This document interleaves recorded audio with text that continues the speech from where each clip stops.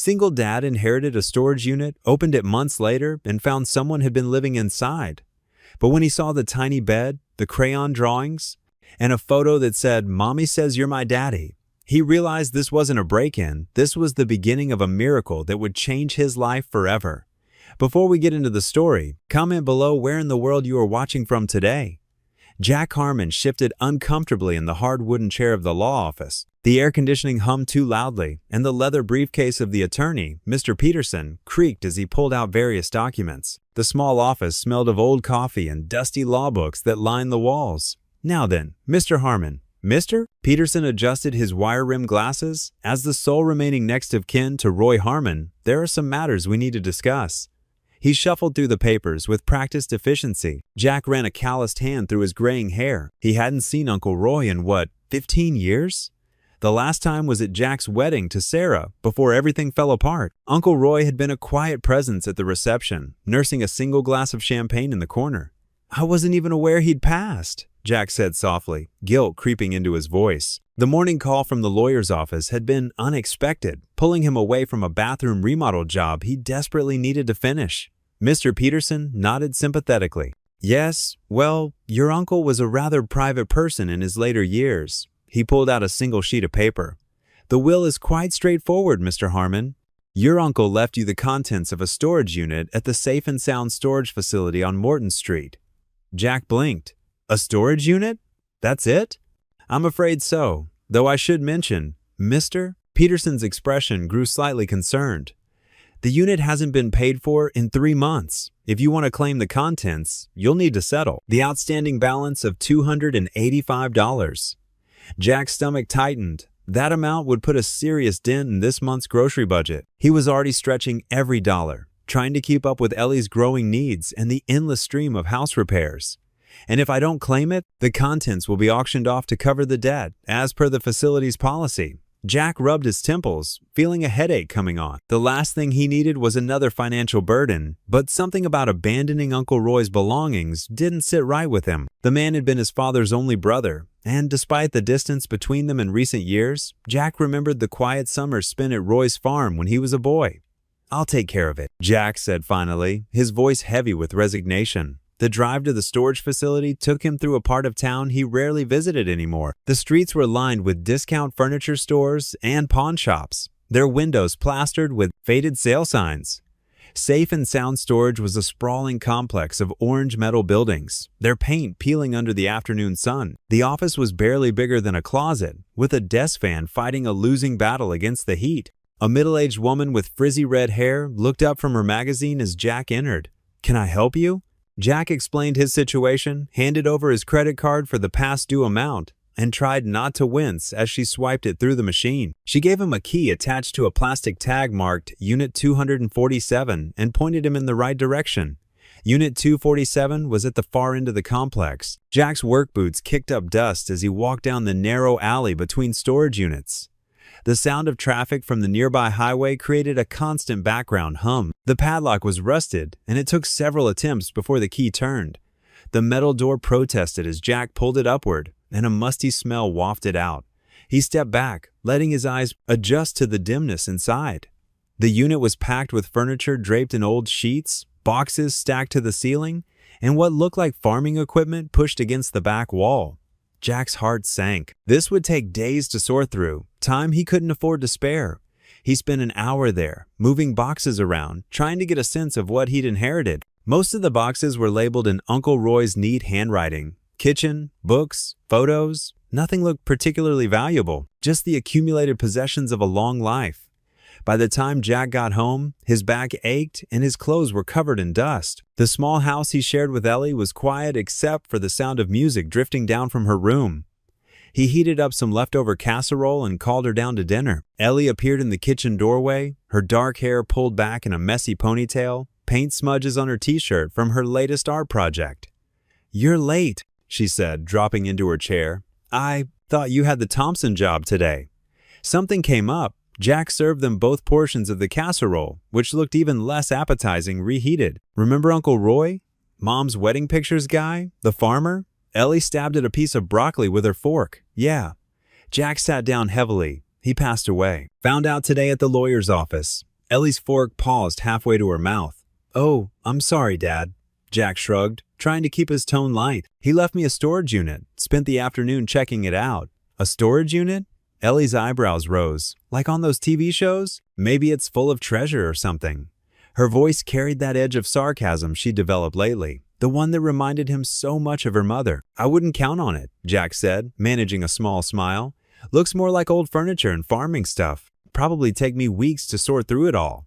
They ate in silence for a while, the only sound the scrape of forks against plates. Jack watched his daughter, wondering if he should say more about Uncle Roy, about the memories of those childhood summers. But the words wouldn't come, just like so many other things he wanted to tell her these days. Instead, he asked about her art project, and the moment passed, like so many others, in the quiet of their modest home. The late August sun beat down mercilessly as Jack's old pickup truck rattled into the Valley storage facility's cracked parking lot. Weeds pushed through the asphalt, and a faded sign creaked in the hot breeze. He'd been putting this off for 2 weeks, but the bright pink late notice that had arrived in yesterday's mail finally forced his hand. Jack pulled the truck to a stop and checked the unit number again, 23B. His uncle's handwriting on the original paperwork had been so messy, he'd had to double-check it 3 times. The whole place looked deserted, except for a rusty station wagon parked near the office. Inside the small office, a desk fan pushed around the warm air. The manager, a heavy-set man named Carl, according to his name tag, barely looked up from his newspaper. "Unit 23B, Jack said, placing the late notice on the counter. "I inherited it from my uncle. Roy Harmon?" Carl's chair squeaked as he turned to his computer. 3 months behind. "That's..." He typed something, squinting at the screen. $240. Jack's stomach tightened. He hadn't expected it to be that much. "Any chance of a discount? Since I just inherited it?" "Policy's policy," Carl shrugged, still not making eye contact. "Pay it now, or we auction it off next week." With a sigh, Jack pulled out his wallet. The payment would eat into this month's grocery budget, but he couldn't risk losing whatever was in there. Maybe there'd be something worth selling. He handed over his debit card, trying not to think about the dwindling balance in his account.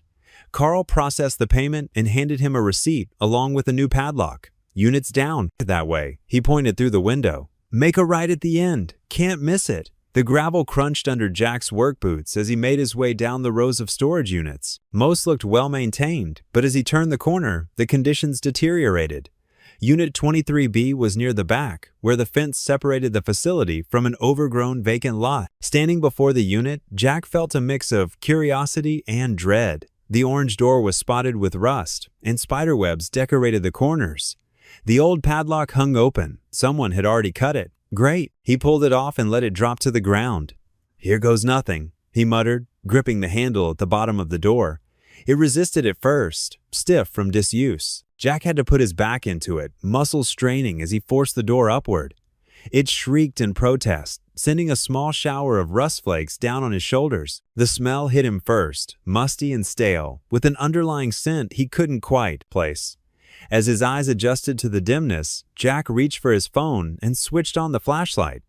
The beam cut through the gloom, revealing a space about 10 feet deep by 10 feet wide. At first glance, it looked like typical storage unit clutter. Old furniture covered in dust, cardboard boxes with water damage, and what might have been a bicycle frame leaning against the wall. But as Jack stepped inside, his light caught something out of place. In the back corner, a makeshift bed had been created from flattened cardboard boxes and several blankets.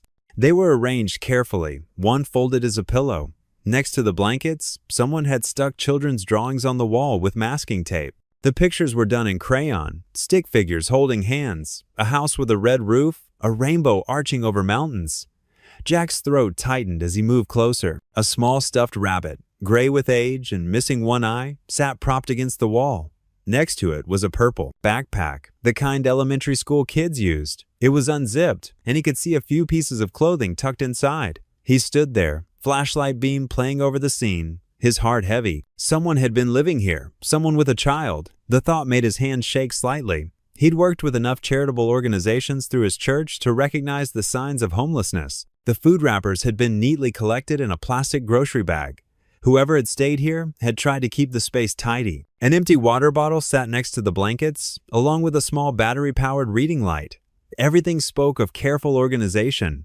of trying to create some semblance of home in this metal box. Jack picked up one of the drawings that had fallen to the floor. It showed 3 figures, a tall one and 2 smaller ones, all holding hands. Above them, in wobbly letters, someone had written, "My family." The paper felt fragile in his hands, and he carefully placed it back where he'd found it. The reality of what he was looking at sank in slowly. While he'd been putting off dealing with this inheritance, this space had been someone's shelter. His chest ached at the thought of a child sleeping here, drawing pictures to brighten the metal walls, trying to make the best of it. The bright pink late notice suddenly felt like it weighed 1,000 pounds in his pocket. Had his delay in handling this forced them to leave? Where were they now? The questions tumbled through his mind as he stood in the quiet unit, surrounded by evidence of lives he knew nothing about. A car door slammed somewhere in the facility, making Jack jump. He realized he'd been standing there for several minutes, lost in thought. The afternoon sun had shifted, casting long shadows through the unit's entrance. He needed to start cataloging what was actually here, his uncle's belongings, whatever they might be, but he couldn't bring himself to disturb the careful arrangement in the corner just yet. Instead, he stepped back outside, letting the hot air clear his head.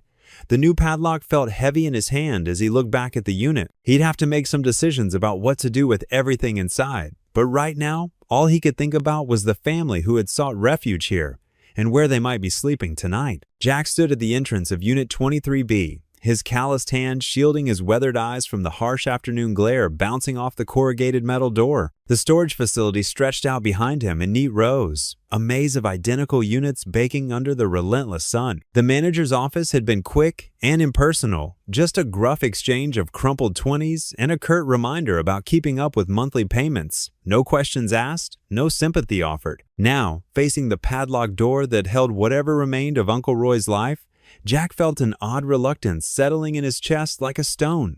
The key felt foreign in his palm, old brass worn smooth by years of handling. It fought him at first, the lock mechanism stubborn with rust and neglect. Jack jiggled it gently, then with more force, until it finally surrendered with a rusty groan that seemed to echo his own weariness. He grabbed the metal handle at the bottom of the roll-up door with both hands and pulled upward. The corrugated steel protested with a screech that set his teeth on edge and announced his presence to anyone within a quarter mile. The musty smell rushed out to greet him first, that unmistakable cocktail of dust motes, decomposing cardboard, and the particular staleness that comes from air left too long undisturbed. Jack blinked rapidly as his eyes struggled to adjust from the bright parking lot to the dim cavern before him. When the shadows finally took shape, his breath caught in his throat like a fishhook. This wasn't just an abandoned storage unit filled with forgotten belongings. Someone had transformed this 10 by 12 concrete box into something that broke his heart. Someone had made this their home. A thin mattress lay pushed against the left wall, its surface carefully made up with threadbare blankets that had once been bright blue but now faded to the color of winter sky. The corners were tucked with military precision, as if order could somehow make up for the complete lack of comfort. Cardboard boxes had been ingeniously arranged to create makeshift furniture. A small table fashioned from a sturdy carton, what looked like a child's desk created by stacking smaller boxes just so. The engineering was simple but thoughtful, speaking of someone who understood how to make the best of impossible circumstances. But it was the artwork that truly stopped Jack cold. Crayon drawings were carefully taped to the metal walls with what looked like medical tape. Bright splashes of primary colors fighting against the institutional gray of the storage unit. They showed stick figures holding hands under cotton ball clouds, houses with crooked chimneys sending up spirals of smoke, suns with faces and arms stretched wide in welcome. A child's vision of home, of family, of all the things that should be simple and guaranteed but somehow weren't. "Dear God," Jack whispered, the words barely audible in the confined space. His heart felt heavy as an anvil in his chest. He stepped carefully over the threshold, his work boots silent on the concrete floor. Every instinct told him he was trespassing on something sacred, something private. This wasn't just storage. This was someone's entire world. A small backpack sat next to the mattress like a faithful guardian, its fabric faded from what had once been bright red to a dusty rust color. Superhero patches decorated its surface. Batman, Superman, Spider-Man, their bold colors now muted with age and wear. A stuffed elephant, gray with accumulated love and missing one button eye, kept watch from atop a stack of boxes. Its remaining eye seemed to follow Jack's movements with patient wisdom. Jack moved deeper into the unit with the careful reverence of someone walking through a church. His eyes cataloged details that painted an increasingly heartbreaking picture. Empty juice boxes stacked in a neat pile near what served as a kitchen area. A child's jacket hung on a bent nail driven into the wall, its sleeve suggesting someone no bigger than a first grader. Well-worn sneakers, maybe size 6 or 7, were tucked precisely under the edge of the mattress, ready to be stepped into at a moment's notice. Everything was tidy, organized with the kind of careful precision that spoke of trying to create order in the midst of complete chaos. Someone had worked hard to make this concrete box feel like home, to give a child some sense of stability in a world that had clearly failed them both. Near the back wall, metal shelving units held what must have been Uncle Roy's actual belongings, old mechanic's tools still bearing traces of motor oil, fishing gear that smelled faintly of lake water, and better times. Cardboard boxes labeled in Roy's familiar messy scrawl, "Army stuff, photos, keep forever." Jack was about to turn away, overwhelmed by the weight of discovery, when something caught his peripheral vision. UMA, a manila envelope wedged between two boxes like it was hiding. He approached the shelving unit and carefully extracted the envelope, noting how the paper had yellowed around the edges like autumn leaves. His hands, steady enough to thread a bolt in poor light, trembled slightly as he worked the clasp open.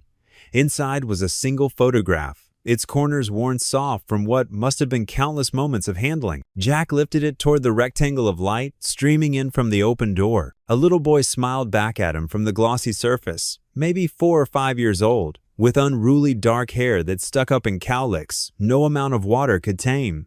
The child sat on a park swing, captured mid-laugh, his small hands gripping the chains like he was flying toward pure joy. But it was the eyes that made Jack's chest tighten until he could barely breathe. Dark eyes that crinkled at the corners exactly the way his own did when he smiled, which admittedly hadn't been often in recent years. Something about that smile, those familiar eyes, that stubborn hair pattern made the world feel like it was tilting sideways. With mounting dread, Jack flipped the photograph over with hands that had started to shake in earnest. There, in neat feminine handwriting that he recognized like a punch to the gut, were words that made his knees go weak. "Mommy says you're my daddy. I hope I get to meet you someday. Love, Tommy." Jack staggered backward, his shoulder blades hitting the metal shelving with a clang that echoed through the unit like a bell. His mind raced through calculations, memories, possibilities. A child? How could there be a child? He'd never. But even as his thoughts tumbled over each other in desperate denial, old memories surfaced like bodies rising from a lake. Rachel Morrison, that intense summer romance before his marriage to Sarah, her tear-stained face in his truck that last day as she told him to never contact her again, that she was moving away and wanted a clean break.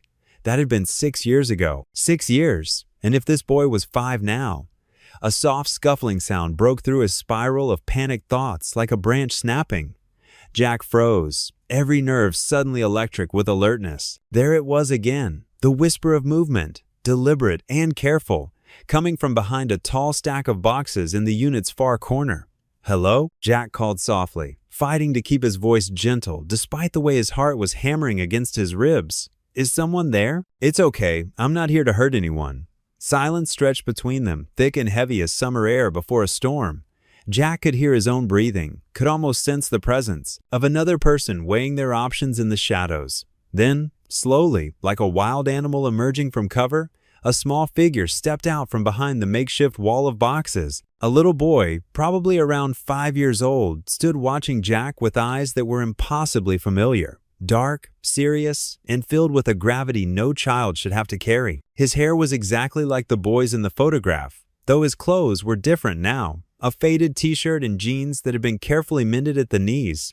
Clean, but obviously well worn. The boy's small fingers worried the hem of his shirt as he studied Jack's face with the intensity of someone much older. When he finally spoke, his voice was barely above a whisper, but it carried clearly in the confined space. Each word was carefully chosen, filled with equal parts desperate hope and bone-deep fear. "Are you my daddy?" The question hung in the air between them like a bridge. Neither of them knew how to cross. While outside the storage unit, the world continued spinning as if everything hadn't just changed forever. Jack's fingers trembled as they held the photograph. A soft scuffing sound made him freeze. There, in the shadows behind a tower of boxes, stood a small figure. The boy emerged slowly, tentatively, into the light streaming through the storage unit's entrance. He was thin, wearing clean but well-worn clothes, jeans a size too big held up by a belt, and a red t-shirt that had faded to pink. His sneakers were scuffed but carefully tied. Dark curls framed a face that made Jack's heart skip. The same face from the photograph, the same eyes that seemed to hold both wisdom and innocence. "Are you my daddy?" The boy's voice was barely above a whisper, hopeful yet cautious. Jack carefully lowered himself to one knee, trying to appear less intimidating. His throat felt tight. What's your name, buddy?" "Noah." The boy took a small step forward. "Noah Reynolds. Mommy said you'd find me someday." His hands fidgeted with the hem of his shirt. "She showed me your picture lots of times." Jack's mind raced. Reynolds? He didn't know anyone by that name. He'd never seen this child before today, yet something about those eyes, that particular curve of his smile. "Where is your mommy now, Noah?" Noah's lower lip trembled slightly. "She had to go away. She said to wait here, that you'd come." He pointed to the mattress in the corner. "I've been real careful, sir. I keep everything neat, like Mommy taught me." Jack noticed now how methodically the small space was organized, clothes folded in a milk crate, books stacked by size, even the crayon drawings arranged in neat rows on the wall. His heart ached. "How long have you been here by yourself?" Noah's forehead wrinkled in concentration. "Since the leaves started falling." He brightened slightly. "But Mr. Roy checked on me lots before he got sick. He brought me sandwiches and juice boxes." Uncle Roy? Of course, he must have known about Noah, must have been helping him. But now Roy was gone, and this child had been here alone for— Jack's stomach clenched. Months, through the whole fall and into winter. "Are you hungry, Noah?" Jack asked gently. Noah nodded, then quickly added, "But I still have some crackers left. I'm being careful with them, like Mommy said." Jack glanced at his watch. The sun was already starting to set, casting long shadows across the concrete floor. He couldn't leave this child here another night, regardless of who he was or wasn't. But what was he supposed to do? "How would you like to come home with me tonight, Noah? We can get some dinner and figure things out in the morning." The words came out before Jack could second-guess them. Noah's eyes widened. "Really? To your house?" He took another step forward, then hesitated. "Can I bring Trumpet?" "Trumpet?" Noah darted to the mattress and returned with the one-eyed elephant. "He helps me be brave." Jack felt something crack inside his chest. Of course, Trumpet can come. He stood slowly. "Do you have a coat? It's getting cold out." Noah nodded eagerly and retrieved his small backpack and a worn denim jacket. He moved with the careful efficiency of someone used to packing up quickly, tucking Trumpet safely inside the bag. "Ready?" Jack asked. Noah walked over and, without hesitation, slipped his small hand into Jack's. His palm was warm and trusting. "Ready, Daddy?" Jack's breath caught at the word, but he didn't correct him. Instead, he guided Noah out of the unit, locked up, and led him to his truck. The boy needed help getting into the passenger seat. He was small for his age, Jack noticed, and carefully buckled himself in, placing his backpack on his lap. The drive home was quiet. In the growing darkness, Noah pressed his face against the window, watching the city lights with wonder. Every few minutes, Jack glanced over, still struggling to process the reality of this situation. The child seemed so at ease with him, so certain of who he was. But how was this possible? When they pulled into the driveway of his modest two-story home, Noah's eyes grew wide. "Is this where you live?" "Yes. And my daughter Ellie lives here too. She's 15. Jack helped Noah out of the truck. She might be a little surprised to see you." That turned out to be an understatement. When Jack opened the front door, Ellie was sprawled on the living room couch with her phone, exactly where she usually was at this hour. She looked up, probably to deliver her usual sarcastic greeting, but the words died on her lips. She stared at Noah, who stood in the doorway clutching his backpack. Noah stared back, then offered a shy wave. "Dad?" Ellie's voice cracked slightly. "Why is there a little kid in our living room?" The morning sun streamed through the kitchen window, casting warm patches of light across the worn linoleum floor. Ellie stood at the stove, her dark hair pulled back in a messy bun, flipping golden brown pancakes with practiced ease. The sweet aroma of butter and maple syrup filled the small kitchen. Noah sat at the kitchen table, his feet dangling from the chair, watching Ellie with wide-eyed fascination. He'd borrowed one of Ellie's old t-shirts to sleep in, and it hung like a dress on his tiny frame. "Do you like Mickey Mouse shapes?" Ellie asked, trying to keep her voice light and cheerful despite the uncertainty hanging in the air. Noah nodded eagerly. My mommy used to make faces with chocolate chips." In the living room, Jack paced back and forth, his cell phone pressed to his ear. His free hand rubbed the back of his neck, a nervous habit he'd never managed to break. "Yes, I understand," he said into the phone. "No, I haven't seen anyone matching that description." He paused, listening. "Right. If you hear anything about a woman looking for her son, please call me immediately." He ended the call and added another shelter to his growing list of dead ends. 3 calls, 3 shelters, and no leads.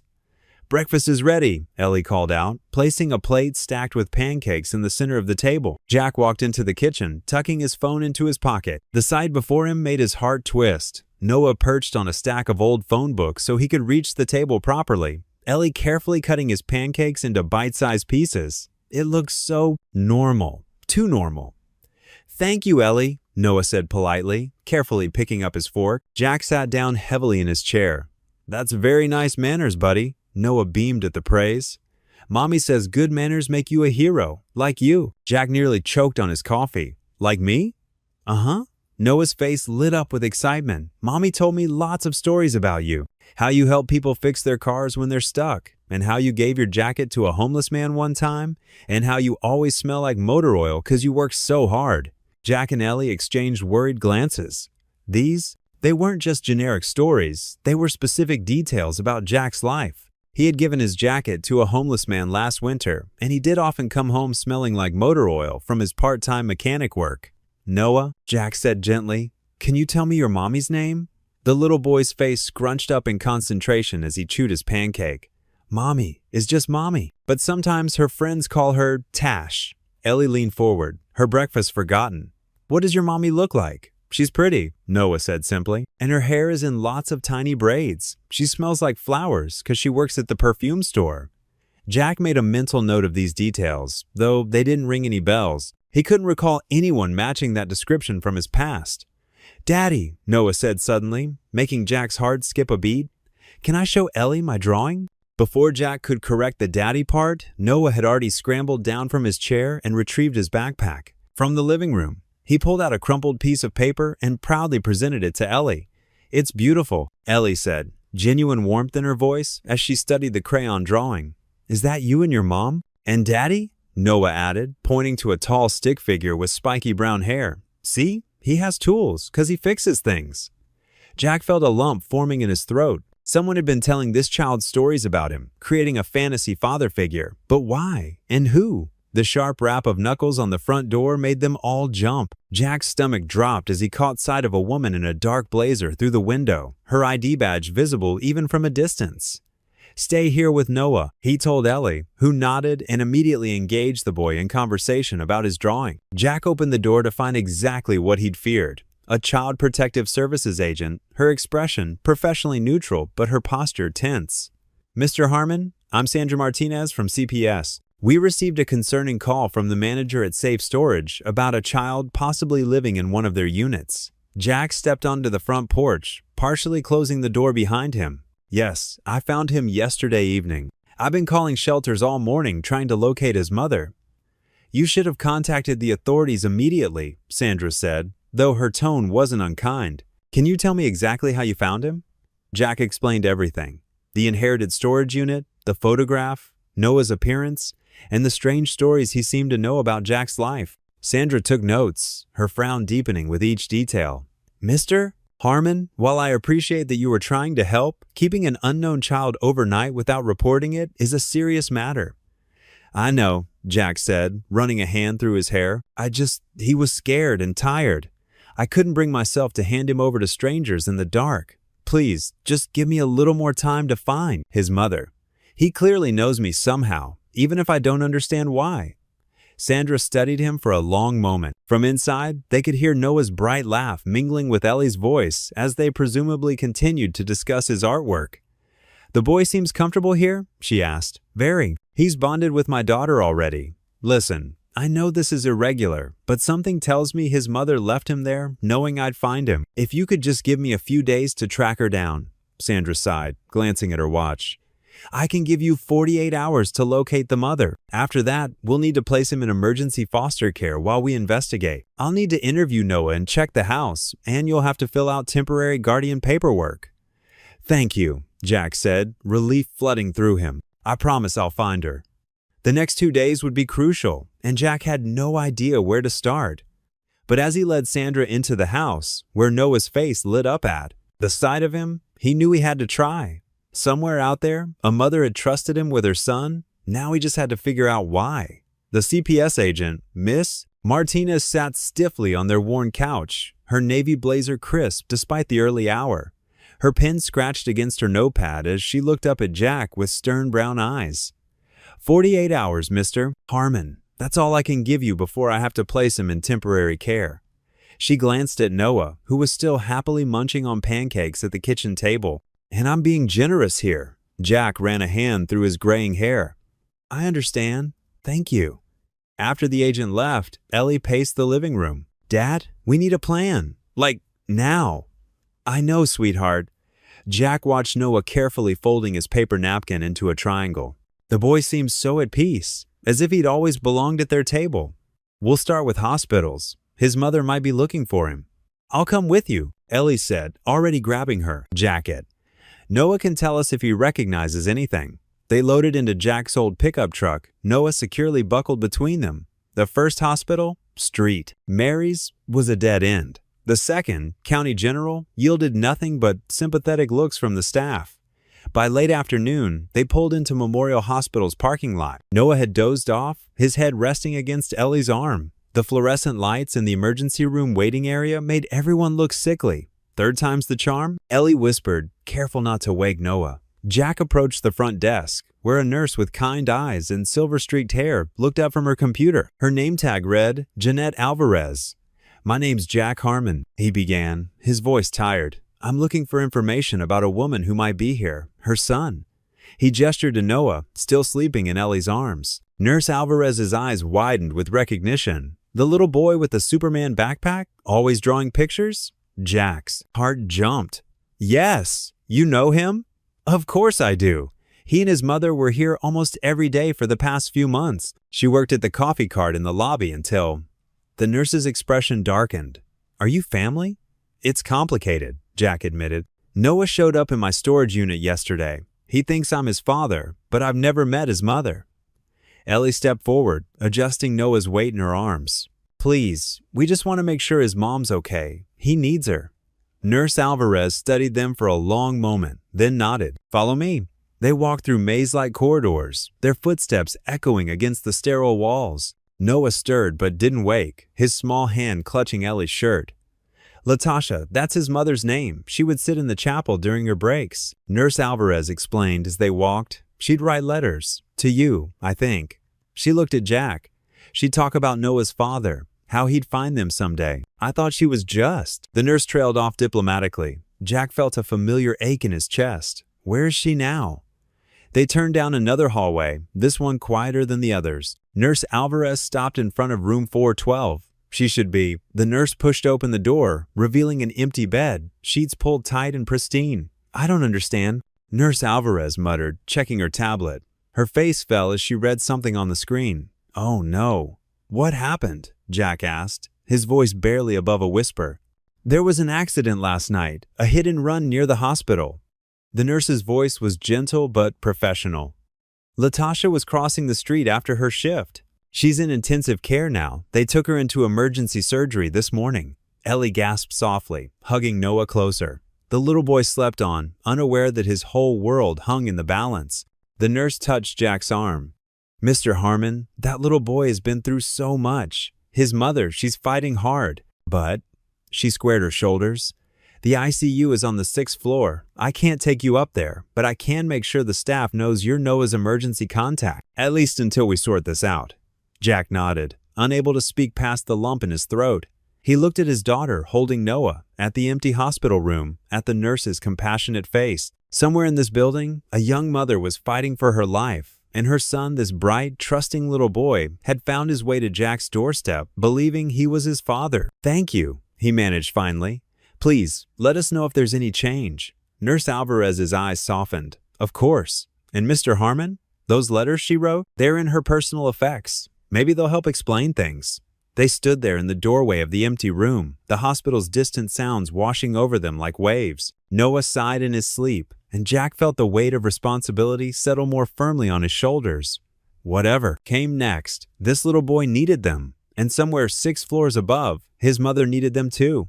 The intensive care unit hummed with the quiet beeping of machines and hushed voices of nurses. Jack stood at the window of room 412, his heart heavy as he looked at the woman lying motionless in the hospital bed. Latasha Reynolds was smaller than he'd imagined, her delicate frame seeming even more fragile against the stark white sheets. Tubes and wires connected her to various monitors, and bandages wrapped around her head. She's been unconscious since the surgery, the nurse explained softly. Her name tag read Helen. The impact from the hit and run caused severe trauma. We're monitoring her closely. Ellie squeezed her father's arm. She'd insisted on coming along while their elderly neighbor, Mrs. Peterson, watched Noah. "Is that really Noah's mom?" she whispered. Jack nodded, unable to find words. Through the window, he could see the gentle rise and fall of Latasha's chest, the only sign of life in her still form. Her dark skin looked ashen under the harsh hospital lights, and her long braids were carefully arranged on the pillow by some caring nurse. "Her personal belongings are in the closet," Helen said, gesturing to a small storage area in the corner of the room. "You might find something helpful there. Contact information for family members, perhaps?" Jack hesitated. It felt wrong to go through someone's private things, but Noah needed him to find answers. With a deep breath, he entered the room. The steady beeping of the heart monitor filled the silence as he carefully opened the closet door. A worn backpack sat on the bottom shelf. Jack recognized it from the storage unit. His hands trembled slightly as he unzipped it, feeling like an intruder in someone's private world. Inside, he found a small photo album, some clothes folded with careful precision, and a bundle of envelopes tied together with a faded ribbon. His breath caught as he saw his own name written in neat handwriting on the top envelope. "Dad," Ellie whispered from the doorway. "Look at this." She held up a small notebook she'd found in a side pocket. "It's like a diary or something."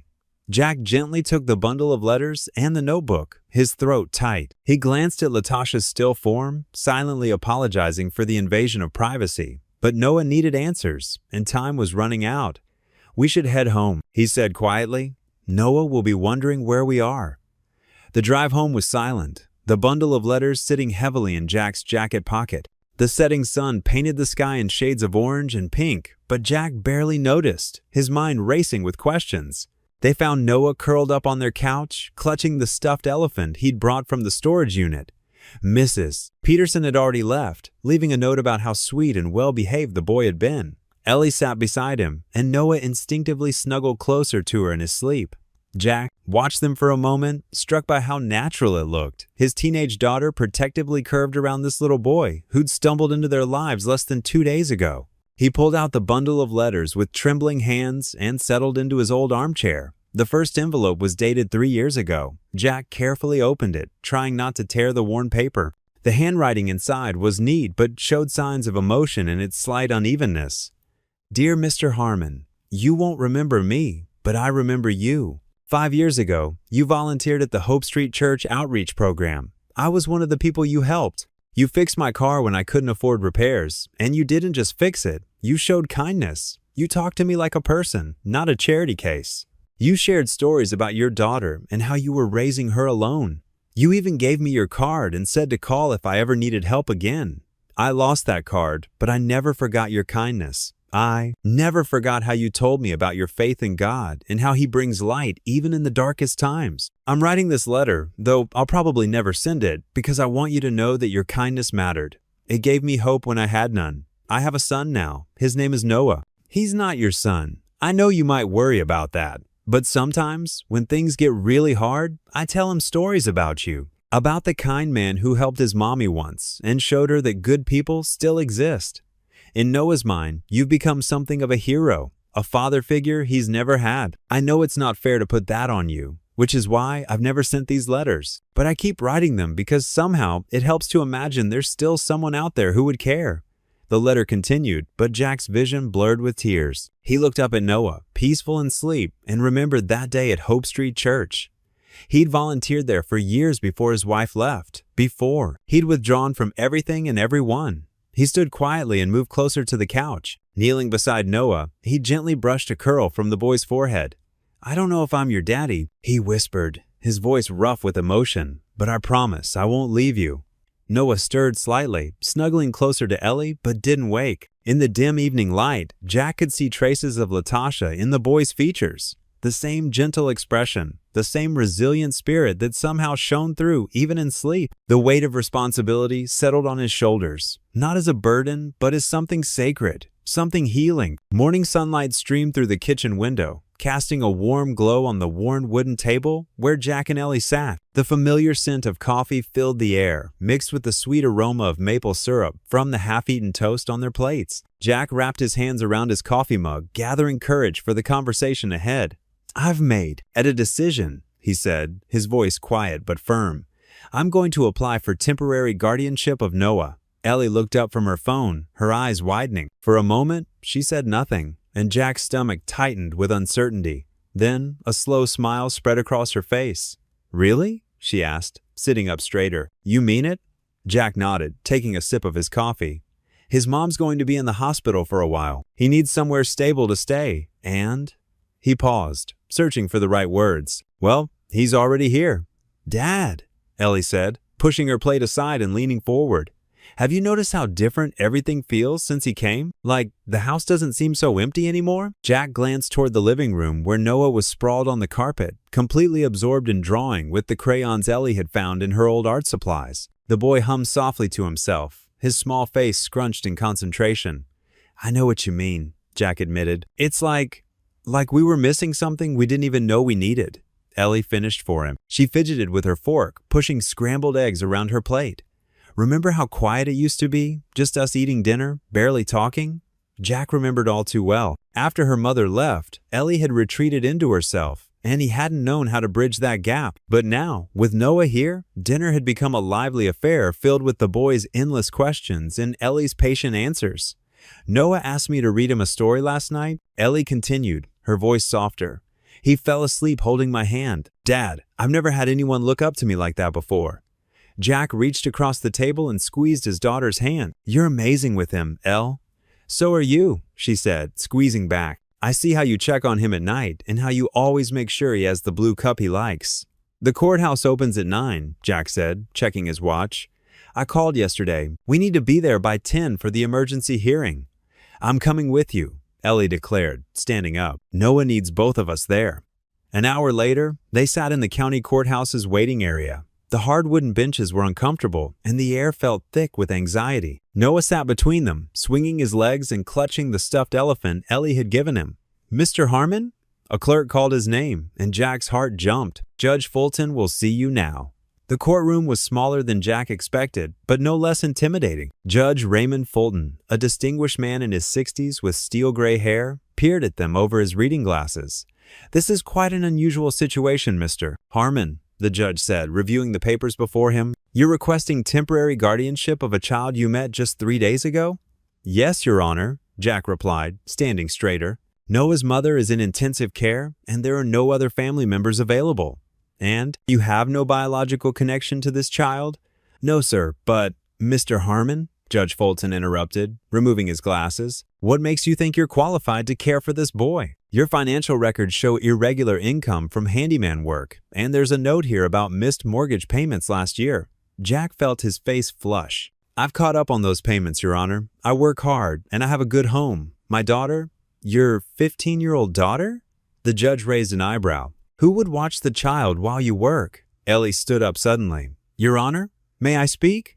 Judge Fulton considered her for a moment, then nodded. "Noah needs us," she said, her voice clear despite her nervousness. "He's already lost so much, and now his mom is sick. We're not perfect, but we care about him. My dad, he works really hard, and he's the most loving person I know, and I can help with Noah after school. We already have a routine." Noah looked up at Ellie, then at Jack, his small hand reaching for Jack's larger one. The simple gesture wasn't lost on the judge, whose expression softened slightly. "The child appears comfortable with you," Judge Fulton noted. He shuffled through more papers.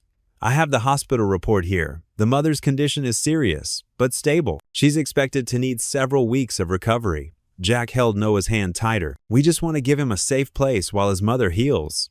Judge Fulton leaned back in his chair, studying them. The clock on the wall ticked loudly in the silence. Finally, he spoke. I'm granting temporary custody for 30 days. He held up a hand as Jack started to thank him. This is conditional on a positive CPS review. They'll need to inspect your home and evaluate the living situation. If the mother recovers before the 30 days are up, we'll reassess immediately. He signed the papers with a flourish. Mr. Harmon, I hope you understand the responsibility you're taking on. This isn't a decision to be made lightly. I understand, Your Honor, Jack said solemnly. Thank you. As they left the courtroom, Noah tugged on Jack's sleeve. Can we go home now? Home. The word hung in the air, full of promise and uncertainty. Jack lifted Noah into his arms, feeling the boy's small head rest trustingly against his shoulder. Yeah, buddy, he said softly. We're going home. The fluorescent lights in the hospital corridor hummed quietly as Jack made his way to the ICU. His work boots felt heavy against the polished floor, each step echoing his uncertainty. In his calloused hands, he held the bundle of worn letters they'd found in Latasha's belongings. Nurse Jeanette Alvarez stood at her station, reviewing charts. She looked up as Jack approached, her kind face softening with recognition. Mr. Harmon, good morning. How is she? Jack asked, his voice rough with concern. Still unconscious, but her vitals are stable. Nurse Alvarez's dark eyes settled on the letters in his hands. Are those? Jack nodded, extending them toward her. I was hoping. Could you read these to her when she wakes up? They're letters she wrote but never sent. To me. His voice cracked slightly on the last words. The nurse took the letters carefully, as if handling precious artifacts. Of course. Sometimes patients can hear us even when they're unconscious. Would you like to sit with her for a while? Jack hesitated, then nodded. Nurse Alvarez led him to Latasha's room, the steady beeping of monitors creating a rhythmic backdrop to their footsteps. Latasha lay still, her dark skin a stark contrast against the white hospital sheets. Various tubes and wires connected her to machines that tracked her life signs. She looked younger in sleep, vulnerable in a way that made Jack's chest ache. I'll give you some privacy, Nurse Alvarez said softly, stepping out and pulling the privacy curtain. Jack stood awkwardly for a moment before settling into the chair beside the bed. The plastic creaked under his weight. He stared at his rough hands, searching for words. I'm sorry, he finally said, his voice barely above a whisper. I'm sorry, I didn't know you needed help, that you were living in that storage unit with your boy. He swallowed hard. Noah's safe. He's with me and my daughter Ellie. She's good with him. Better than I am, really. The monitors beeped steadily. Outside, a cart wheeled past and voices drifted through the door. I don't know why you chose me, Jack continued. Those letters, you wrote about seeing me at that church outreach program years ago. Said I helped fix your car one time, wouldn't take payment when you couldn't afford it. He rubbed his face. I don't even remember, but you trusted me enough to tell Noah I was his daddy. Tears pricked at his eyes. I'm not the hero you made me out to be in those stories. I'm just trying to get by. Failed at my marriage, barely keeping it together with Ellie. His voice grew, thick. But I promise you, I'll keep Noah safe until you're better. And after, too, if you'll let me help. A nurse passed by, checking vitals on her tablet. Jack fell silent until she left. Your boy, he's something special. Got this way of looking right into your soul, you know? And his laugh, it fills up all the empty spaces in a room. Jack smiled slightly. You did good with him, real good. He's polite and kind and brave. Must get that from you. The afternoon sun slanted through the window, creating patterns on the floor. Jack stood, his joints protesting the long sit in the uncomfortable chair. I should get back to them, but I'll bring Noah to visit when you're stronger. Nurse Alvarez has my number if anything changes. He hesitated, then gently patted Latasha's hand. Get better. Your boy needs you. And maybe we all need each other a little bit. Back at the nurse's station, Jack handed Nurse Alvarez a piece of paper with his contact information. Her warm smile reassured him somehow. I'll call if there's any change, she promised, and I'll read these to her. Sometimes the voices of loved ones help guide patients back. I'm not. Jack started to protest that he wasn't a loved one, but stopped. What were they to each other? Strangers connected by a child's trust and a mother's desperate hope. The drive home took longer than usual, rush hour traffic clogging the streets. Jack's mind wandered to the bills piling up at home, the extra mouth to feed, the uncertainty of it all. But when he pulled into his driveway, the worry lifted slightly at the sight of light spilling from his living room windows. Inside, he found Ellie and Noah sprawled on the floor, surrounded by art supplies. They'd spread newspaper across the carpet, and both wore old t-shirts splattered with paint. Noah's tongue stuck out in concentration as he worked on his masterpiece. "Daddy Jack!" Noah called out, jumping up to show him a painting. "Look, I made our family." Jack's breath caught as he studied the childish artwork. 3 figures stood holding hands, a tall one with brown hair, a medium one with yellow hair, and a small one with curly black hair. Above them, a yellow sun smiled down on what looked like their house. "That's you," Noah pointed to the tall figure. "And that's Ellie. And that's me." His small finger jabbed at each figure in turn. "And I made one for Mommy too, so she can see us when she wakes up." Ellie looked up from her own painting, her face softening at Jack's expression. Paint streaked her cheek, and her usual teenage cynicism had melted away, replaced by something gentler. "Noah's been teaching me his technique," she said, showing her own abstract swirls of color. "He says art needs to come from your heart, not your head." "Smart kid," Jack managed, his voice rough. He sank into his old armchair, watching them return to their artwork. Noah hummed while he painted, a tuneless little song that seemed to float in the air like dust motes in the sunlight. Ellie added careful details to her painting, occasionally asking Noah's opinion, which he gave with solemn consideration. The scene before him felt like a photograph he'd seen once in a magazine, the kind of perfect family moment he'd stopped believing in years ago. But here it was, happening in his own living room. Paint stains on the newspaper, his daughter's rare smile, a little boy's trust, and the warm golden light of evening wrapping around them all like a blanket. For the first time since his wife left, since his life had crumbled into something barely held together, Jack felt the scattered pieces of his heart clicking back into place. It wasn't perfect. There were still bills to pay, a mother in the hospital, and no guarantees about tomorrow. But right now, in this moment, they were whole. Noah looked up from his painting and caught Jack's eye, giving him a smile that could light up the darkest corners of any soul. "Want to paint too, Daddy?" "Jack?" "Yeah," Jack said softly, sliding down to join them on the floor. "Yeah, I think I do." The late afternoon sun painted long shadows across the driveway as Jack steadied a small blue bicycle. Noah sat perched on the seat, his hands gripping the handlebars so tight his knuckles were white. His Spider-Man helmet wobbled slightly on his head, still a bit too big despite being adjusted to its smallest setting. "Ready, buddy?" Jack asked, keeping one hand on the bike's seat and the other on the handlebar. Noah's bottom lip trembled. "What if I fall?" "Then we'll get back up and try again," Jack said softly. "That's what brave boys do." "I'm brave," Noah whispered, more to himself than to Jack. "That's right. Now, remember what we practiced? Keep your feet on the pedals and look straight ahead." From the front porch, Ellie recorded the moment on her phone, trying to hide her grin as Noah's face switched between determination and fear. "You've got this, little man," she called out. Jack jogged alongside the bike, holding it steady as Noah began to pedal. The training wheels had come off yesterday, and now it was just Noah, finding his balance with Jack's helping hand. "I'm doing it." Noah squealed as they picked up speed. "You sure are." Jack couldn't help but laugh at the pure joy in the boy's voice. "Ready for me to let go?" Noah's eyes widened. "No, don't let go." "Just for a second," Jack promised. "You won't even notice."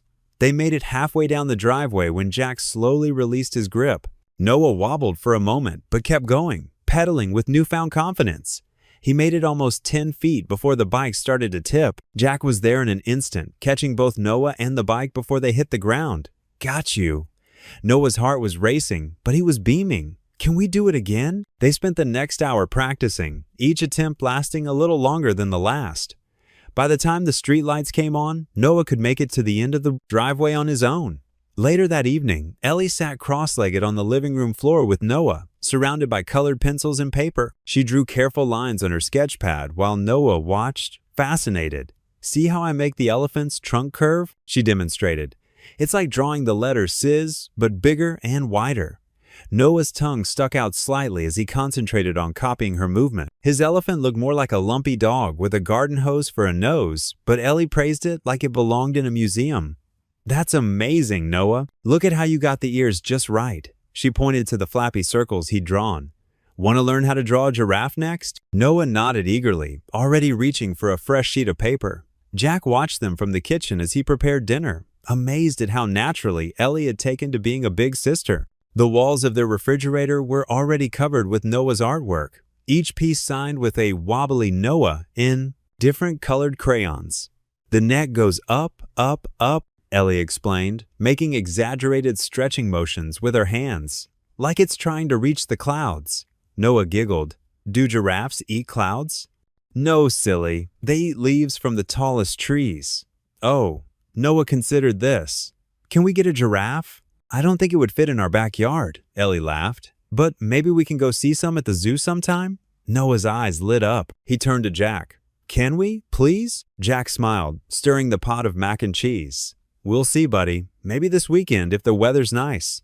After dinner, they piled onto Noah's bed for story time. It had become their nightly ritual, each person taking turns adding to a made-up story. Tonight's tale involved a purple penguin who wanted to become a race car driver.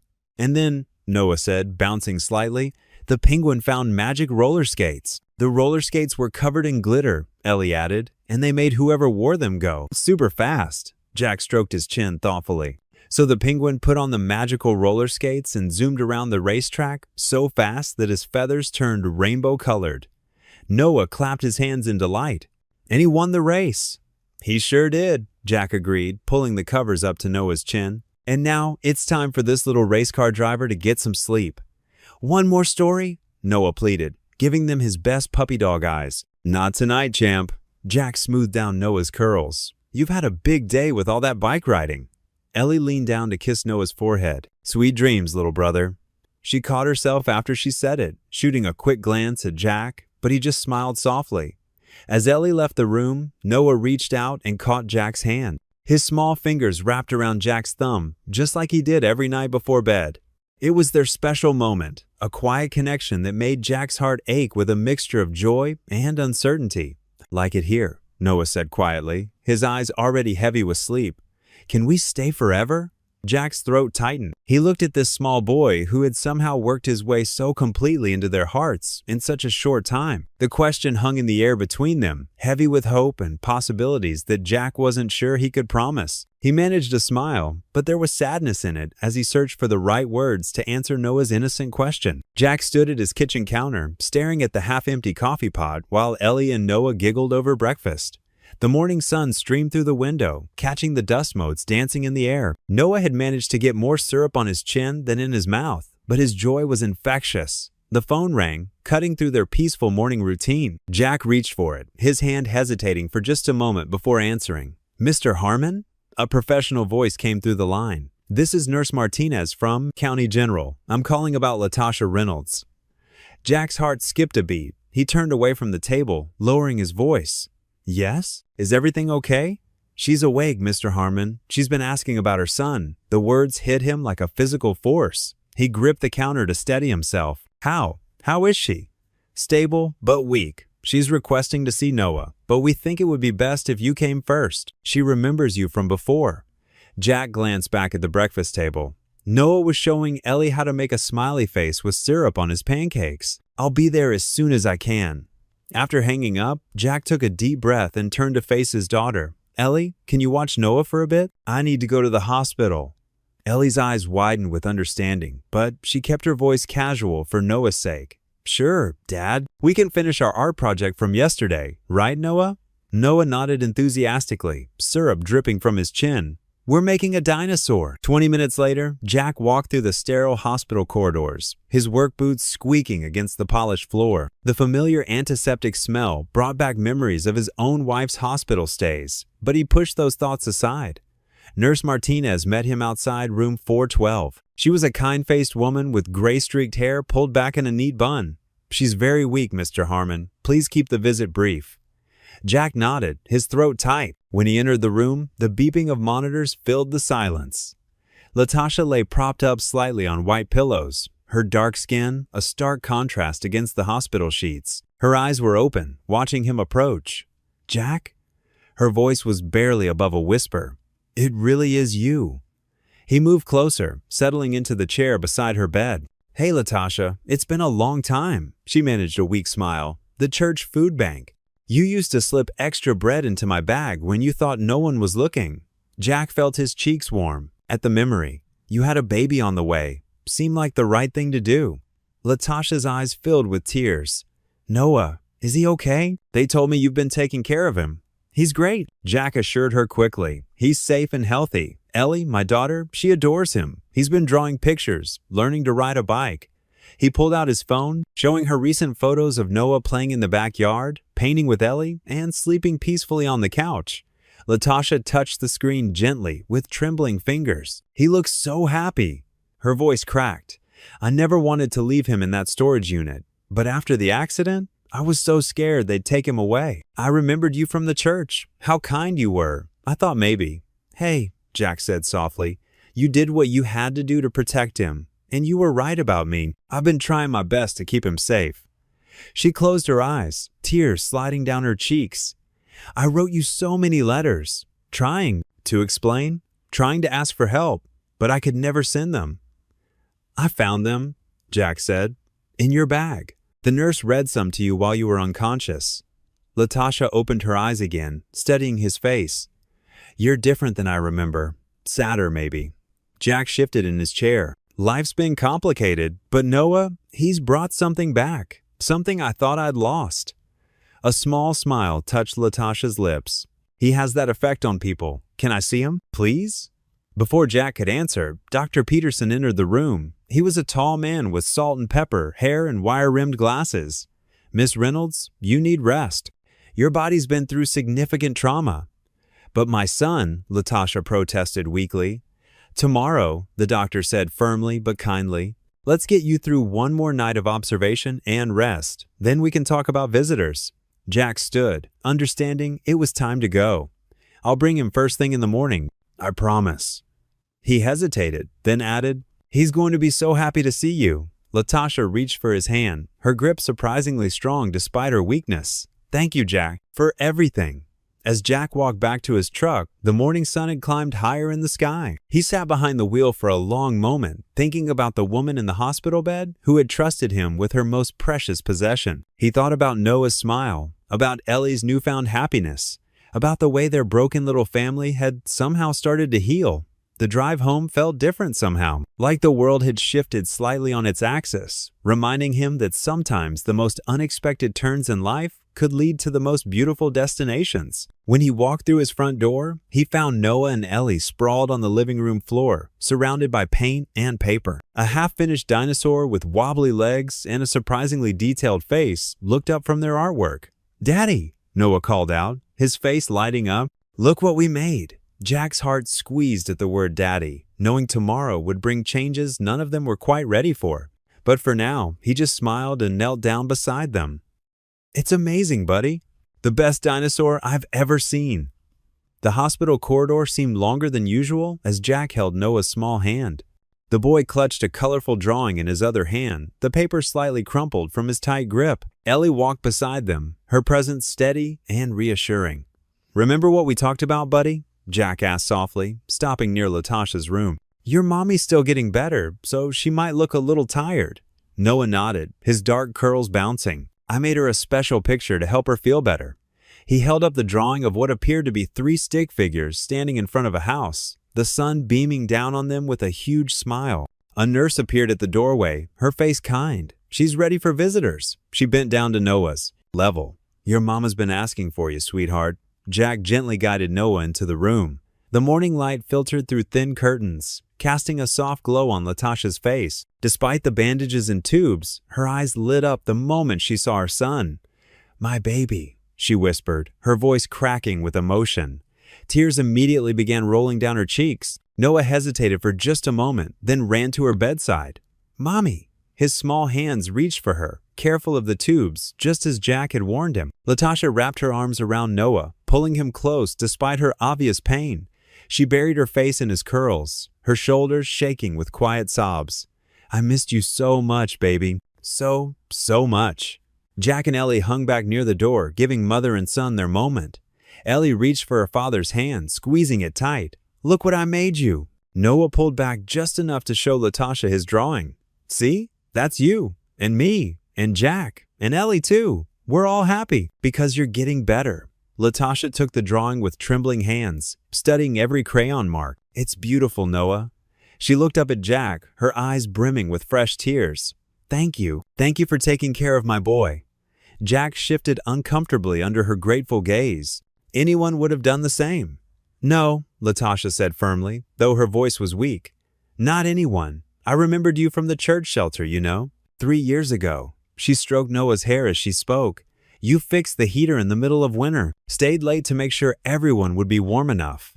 The memory slowly surfaced in Jack's mind. A particularly cold night, the ancient heating system groaning in protest. He hadn't thought anyone would remember such a small thing. You were kind, Latasha continued. Treated everyone with respect. That's why she paused, gathering strength. That's why I wrote those letters. Why I told Noah about you. I knew if anything happened to me, you'd be good to him. Noah climbed carefully onto the edge of the hospital bed, curling up against his mother's side. Jack makes good pancakes, Mommy. And Ellie teaches me painting. Latasha smiled through her tears. Does she now? Ellie stepped forward, her usual teenage awkwardness replaced by genuine warmth. He's really good at it, getting better than me, actually. Thank you, Latasha said to Ellie, for being so good to him. They stayed for an hour, Noah chattering about everything he'd done, showing his mother the Band-Aid on his knee from learning to ride a bike, telling her about the bedtime stories. Latasha listened with rapt attention, never letting go of her son's hand, drinking in every word. When the nurse finally came to tell them visiting hours were ending, Noah's lower lip trembled. I don't want to go. I know, baby. Latasha kissed his forehead. But I need to rest so I can get stronger. Then we can be together all the time, okay?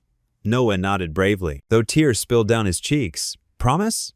I promise. Latasha looked at Jack. Would it be okay? Could you bring him back tomorrow? Of course, Jack said without hesitation. Anytime you want.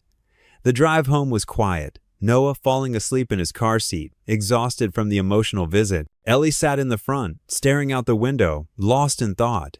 Later that evening, after Noah was tucked into bed, Jack found Ellie in the kitchen. She was absently stirring a mug of hot chocolate, her face troubled. You okay? Jack asked, pulling out a chair beside her. She seems really nice, Ellie said softly. Latasha, you can tell she loves him so much. She paused, her spoon clinking against the mug. We're going to lose him soon, aren't we? Jack looked down at his hands, rough from years of work, remembering how small Noah's fingers felt in his. The house seemed to grow quieter, the weight of Ellie's question hanging in the air between them. He couldn't find the words to answer.